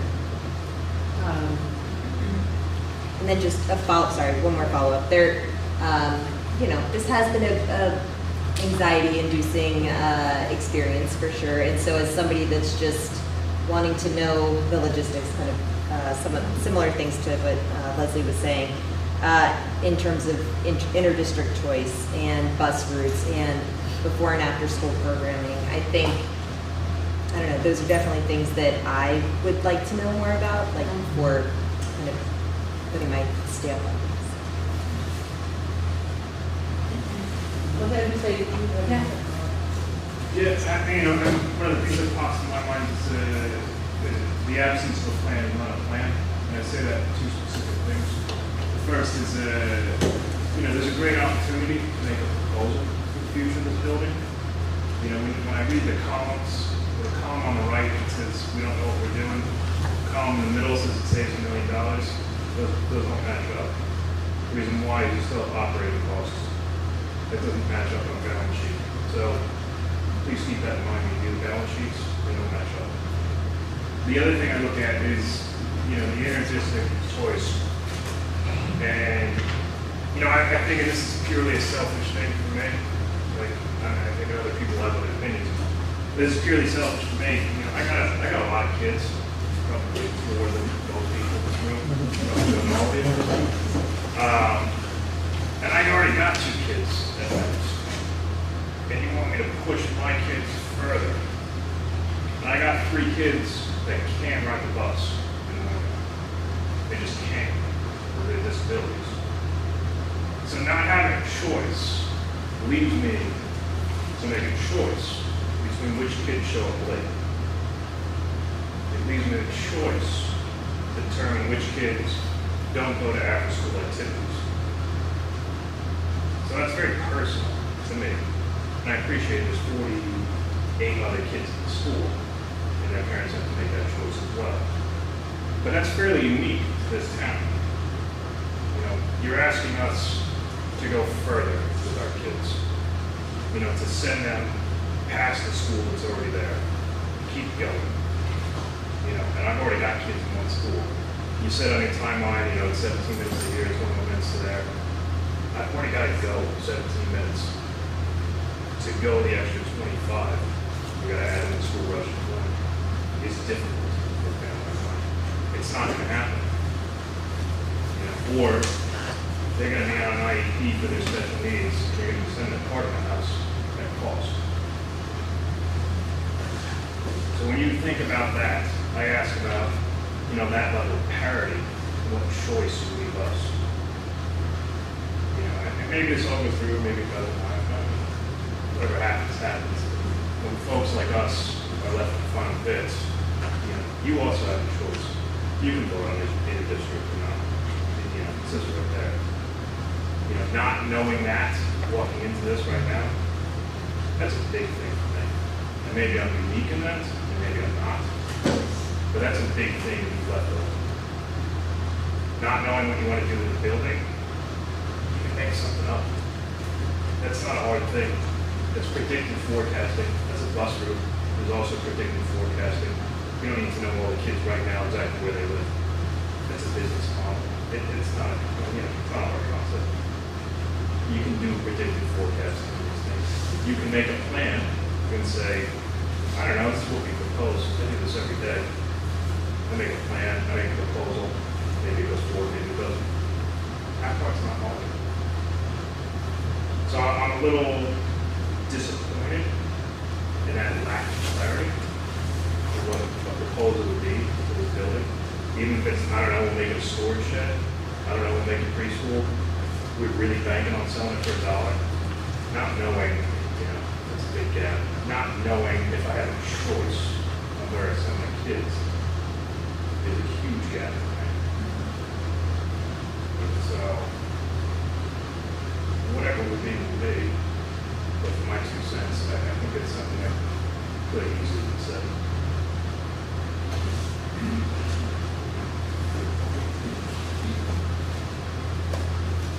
just have one more statement? You know, Randy earlier said the teachers that have to travel don't do the extra stuff because they don't feel a part of the community, because they have to travel to come to events.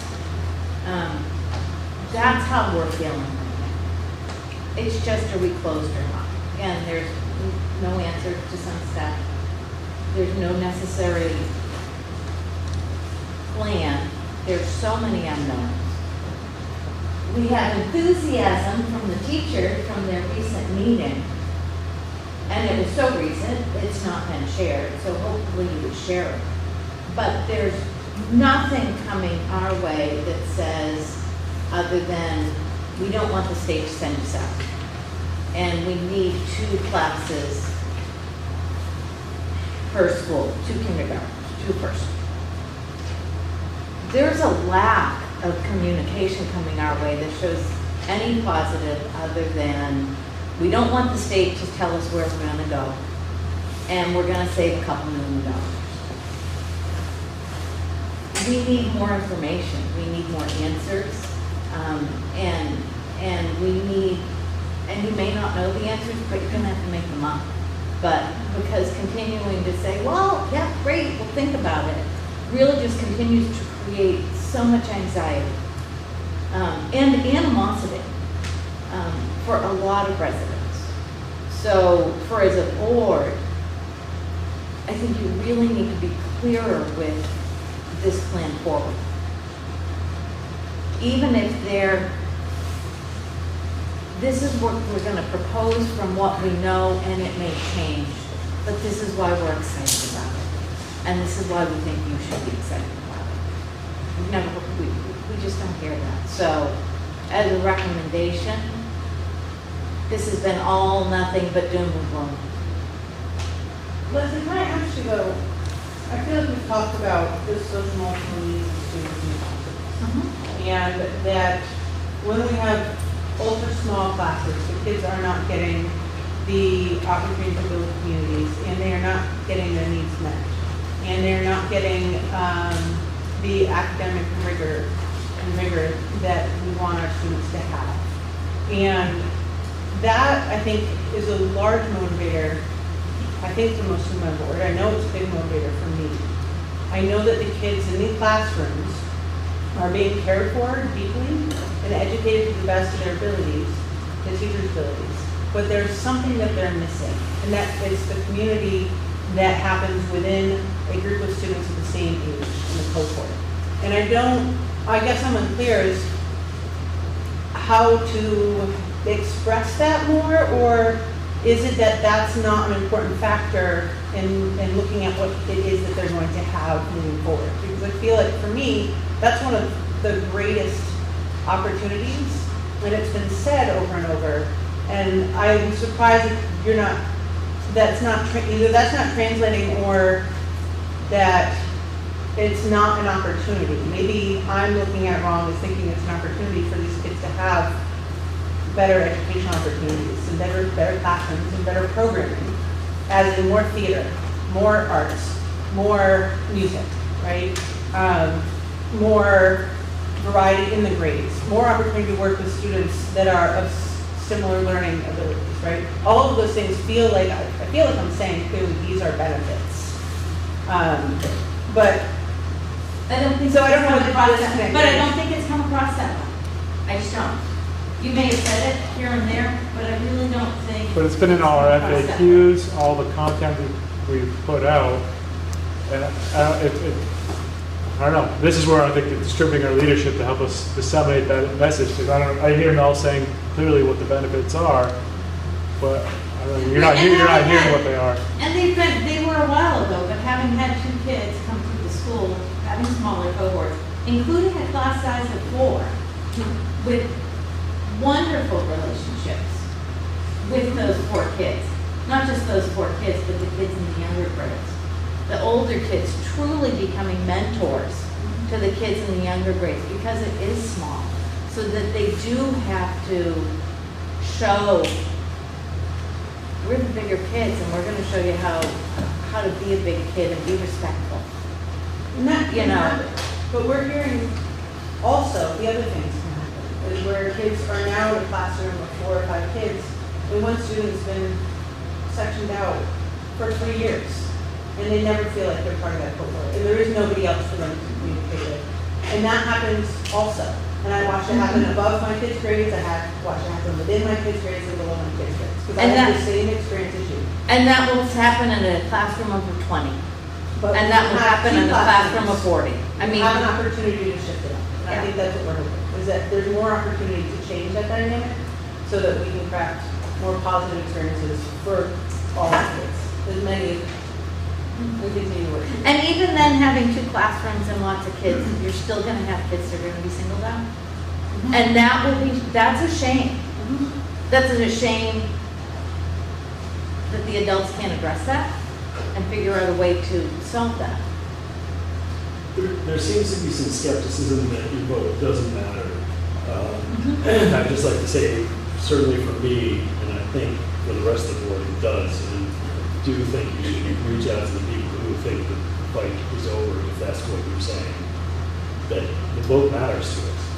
We want to see how you vote. Yeah, I just want to piggyback off of what you're saying. It's like, you know, and this goes with what you had just said recently. When we were deciding between these options recently at the last meeting, between option 1, 2, 3, as to like where to send, you know, the kids, it would have been beneficial and wonderful to have more community members say, we want to see the kids all at, you know, I don't know, whatever option you wanted. I know Casey, I'm sorry I'm gonna call you up, but you emailed us after the fact, and I really appreciated it. And I wish we had gotten that email ahead of time, before the vote, because these were conversations that we were having. And when people don't reach out and don't tell us, we're guessing. And we're going off of our gut feeling and what we think is best. And it's really important for you to reach out. It's important for you to give us the feedback. Like, there's a chart that if you don't have our emails, that's fine, but you could put in your comments and we can read that. And that is so important. But when we only have an email from teachers and like maybe 10 other people throughout, you know, the 5 communities or 6 communities, that's what we're going off of. And we need to have the feedback. Like, Well, I was just gonna say, I understand that. Hearing that you're having unity meetings kind of points us in the direction that we're going that way. Like, we're going to be at the new school doing all these things, which I'm not opposed to. But my question was, with Dorset, last year you had their building rated worse than ours. And tonight Randy said, like, our building is really not worth investing in. Like, the rates and everything, it doesn't make sense. So are you going to invest in Dorset while our kids are transitioning there and fixing like the septic and the mold and all the things that I'm hearing are happening there? Like, are you going to put money into that for an in-between thing? Or like it's only going to be 4 years, so we're going to band-aid it, and then like what's happening on that end? Yeah, so we for sure will continue. We do repair work on buildings all the time. So anything that needs to be addressed for it to be a healthy and safe building will be while it's open. So you're willing to spend that amount of money though? Like we're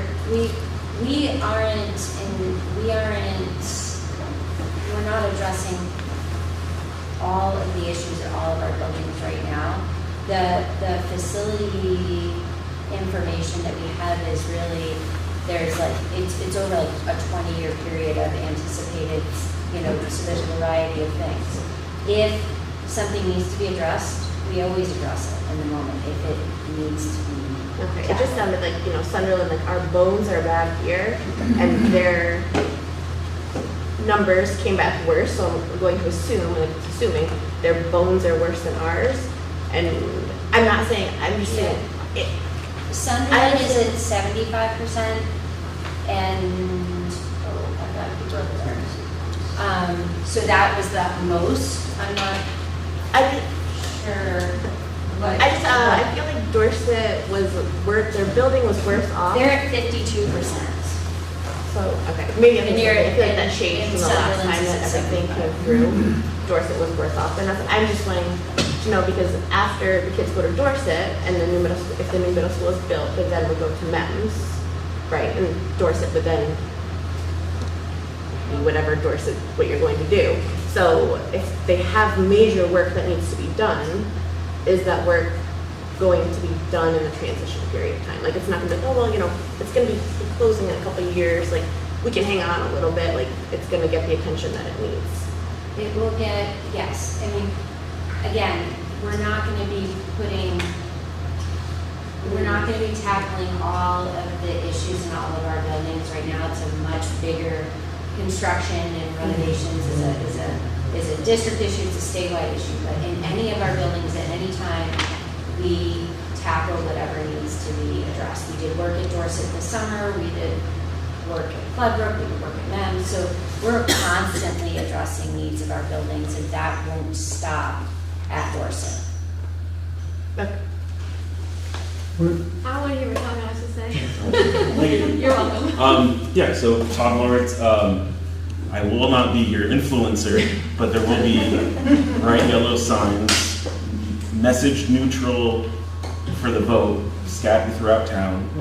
There's white signs out there for this meeting tonight. There'll be nice yellow signs. Even though I do not support closing the school, I have kept the messaging neutral because I feel like the biggest thing that is affecting Vermont right now, and also probably around the country and stuff, is just apathy. People not attending, people kind of giving up. I don't blame them because it's a nightmare out there, and you're just bombarded with information all the time. So I don't want to make them, you know, bad people for not showing up. But yeah, so there'll be signs out there. That's the least we can do to kind of at least get some numbers, regardless how they vote. So you guys have kind of seen me for the past year at all these meetings, 13 months. I've kind of fallen into this rabbit hole of researching, Googling, talking. I've had dinner with staff of US senators. I've talked to select board members. I've talked to other towns. I've talked to other parents.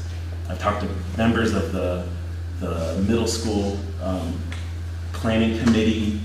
And I think we've kind of gone off on this portion of, you know, the educational programming of our children, but really the whole reason why we're here tonight is because of the broken system, right, of the taxes. That's the whole reason why we're actually in this room.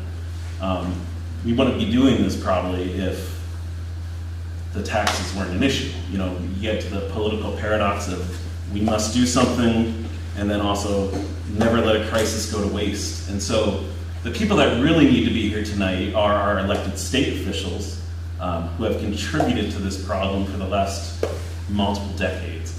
So I'm not mad at you guys, and I think you guys are doing the best that you can do. I think our teachers are doing the best that we can do.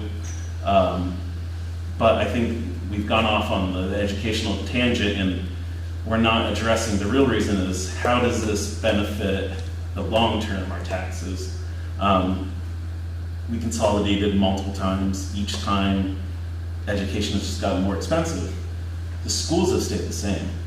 So it's not the school, it's not the building. We've talked about it. You might save $1 million here, which is a lot of money, but there's a targeted attack on all these small towns throughout the state, and they're being blamed for our educational issues and our financial issues. It's not the small towns. You know, I don't advocate for firing staff, teachers, but the system is broken, right? And so the only way this gets solved is at the state level. It's not the local level. And you know, I've read through joint fiscal office reports, and very rarely are there long-term savings system-wide for closing schools. I've been told by members of the public, you know, we just don't want to pay for your school. And that's kind of what it comes down to. After my year of attending the meetings, after talking to all those people, it just comes down to we want to redistribute your resources to other schools. It might be efficiency. I mean, it's convenient to label our children efficiency numbers and all that stuff, but system-wide in the education, what efficiency, besides closing little schools, are they doing? We're targeting little schools right now. But if you go through, there's been letters from the Vermont Superintendent Association, the Vermont School Board Association. It's gone to the House Ways and Means. I think this is February 2024. It lists all the various ways we can save money for education. The schools are on there, of course, but that's not the big thing. The big driver of stuff is stuff that we're not going to be able to ever control at this level, and our state has the inability to control that. And so it's like, we're going through this for $1 million. Yeah, maybe our kids might be better off. You don't want to be in a class of 4 people. But what do we get out of it? What does Sunderland get out of it? What do the parents get out of it? What do the families get out of it? What do the small towns? I've looked and I can't find anything online of a town in our country that has thrived after a small school has been closed. And I think that's kind of where I get upset, is that we focus on it because it's really easy to just push the focus on, like, don't you love our kids, let's do this for the kids, but what about the communities? And what happens to them? Are the mountain towns with all those, little schools that have gone, are those thriving outside of the tourism? Probably not. Sunderland right now has the largest population that they have ever had. And we're having houses come in. We're one of the few towns in the state that's growing. And I think with the infrastructure spending that theoretically is supposed to be coming in the pipeline, I feel like closing the small schools just cuts us out from our knees out from underneath us, and it just says, you guys don't matter anymore. Let's focus on the shiny people, the people that already have the resources. Let's give the people that have already, let's give them more, but you're welcome to attend their school. And I think that's the problem, and I think that's where it gets lost, is that in the end, every mention of saving dollars has been covered up by, but now we need a bond for $100 million. So we're going to save $1 million on our school, but we need a 21st century school, so we're going to have a $100 million bond. Does that make sense? We can't even afford the schools we have now. I think illegally, not you guys, but the state has illegally neglected what they're obligated to do, which is maintain a taxpayer-funded building. We've taken federal dollars, we've taken state dollars, and we've just, as our reps say, we use our financial levers, and that money that we save from not maintaining our buildings goes away. Where does that go? Does that affect our kids? I don't know. Where's the money? Where's the ARPA money? We've squandered all of this money that our state and our taxpayers have taken from them and given to the state, and in return, we close our schools, we destroy our communities, and we just continue this downward spiral of just making bad choices when we need people to come to Vermont, we need people to thrive, we need our families to be healthy, and I just don't know how any of this works. And again, the people that need to hear are the state. I've talked to them. They don't listen, or they listen and smile like they do. But, you guys are put in a bad position, and I don't envy it, because I know you came onto the board to do good work and help our students, and you care about all of our students. And, I'll just wrap it up real quick. Herb, the past chair, he joined us at the elementary school concert last year, the winter concert. He sat with my family. I think he really enjoyed it. It was a great concert. And afterwards, he asked me, he's like, how do we save this? I didn't have an answer, It caught me off guard, It was nice having a board member show up to one of our functions and see how great this community is. And, I recently read an autobiography of Calvin Coolidge, and he said, the most important thing you can do is vote no on bad legislation, bad laws. The worst thing you can do is just vote yes on something that you think is good. It's more important to vote no on bad laws. So I don't have anything else. Again, I appreciate all the work that you guys do, and it's not a fun situation. But I'd like to see more effort on really trying to deal with pushing upwards on just bad legislation that these people keep doing. So thank you. Right. That was weird. So, on that note, Ms. Lawrence, thank Sorry. you. No, do not. It was a year of thinking about this. That's okay. No, and you know what? Thank you. So thank you for coming out and participating and sharing your voice. And we will have an information session. I don't know what that will look like exactly. That's required. It'll be the 27th, the night before. It'll be virtual, but you'll see something come from me on that. Don't hesitate to reach out. Board members would like to hear from you. I'd like to hear from you. Thank you. And have a nice evening. Could I just say one thing real quick? Just a question you posed earlier when we talked about the vote. How you're concerned about if only 100 people vote. It's going to be skewed because everyone thinks this is a done deal, and the whole town does think this is a done deal. Can I say, I know it's non-binding, that doesn't make anyone feel good, but at least we want to vote to let you know how we feel, whether it's binding or not. We don't have power in it, but at least we can let you know how we feel. It would be doubly insulting if you said this is skewed, so it doesn't really matter. I really feel strongly about that. I think if people want to vote no or want to vote yes, they're going to go and they're going to vote. And I hope that you pay attention to that vote. Thanks. And quick, if you're gonna close the school, I'm just one of the ones that believes that you are gonna do it, no matter what, anyway, but if you do, I mean, I can go 5 minutes to Arlington, or it's 20 minutes to Manchester. And it seems like you should be able to somehow, if you're gonna close it, at least make it so we can go to Manchester, or even some people, I'm sure it'd be better to go to Bennington or Manchester, however what works out best for them. But it seems like it'd be a lot better if it made it so you can at least go to a different school district or whatever. So we can't do that with the board. The town of Sunderland would have to petition to leave the department agreement to become a non-operating district. If we did inter-district choice, they could choose to go to Mounds. But they could not choose to go to Yes, yeah. So that, the town of Sunderland can do that.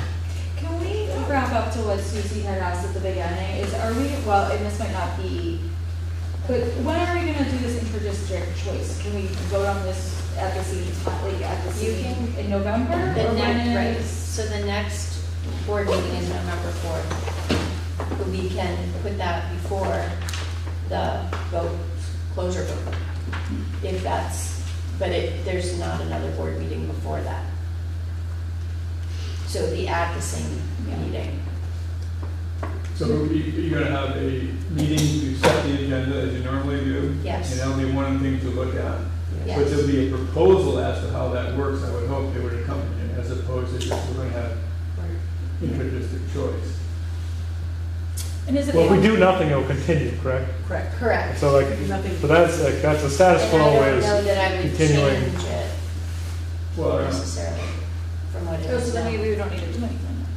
well, it depends now on the number of openings potentially at a school. Yes. Yeah. Yes. Yeah, it's a lot. This is the existing policy. Okay. I mean, policy wouldn't change, so, yeah. Yeah. Unless we vote to change it. There's no reason. So, yeah, we meant to bring that point up before. So if we do nothing, inter-district choice stays in place.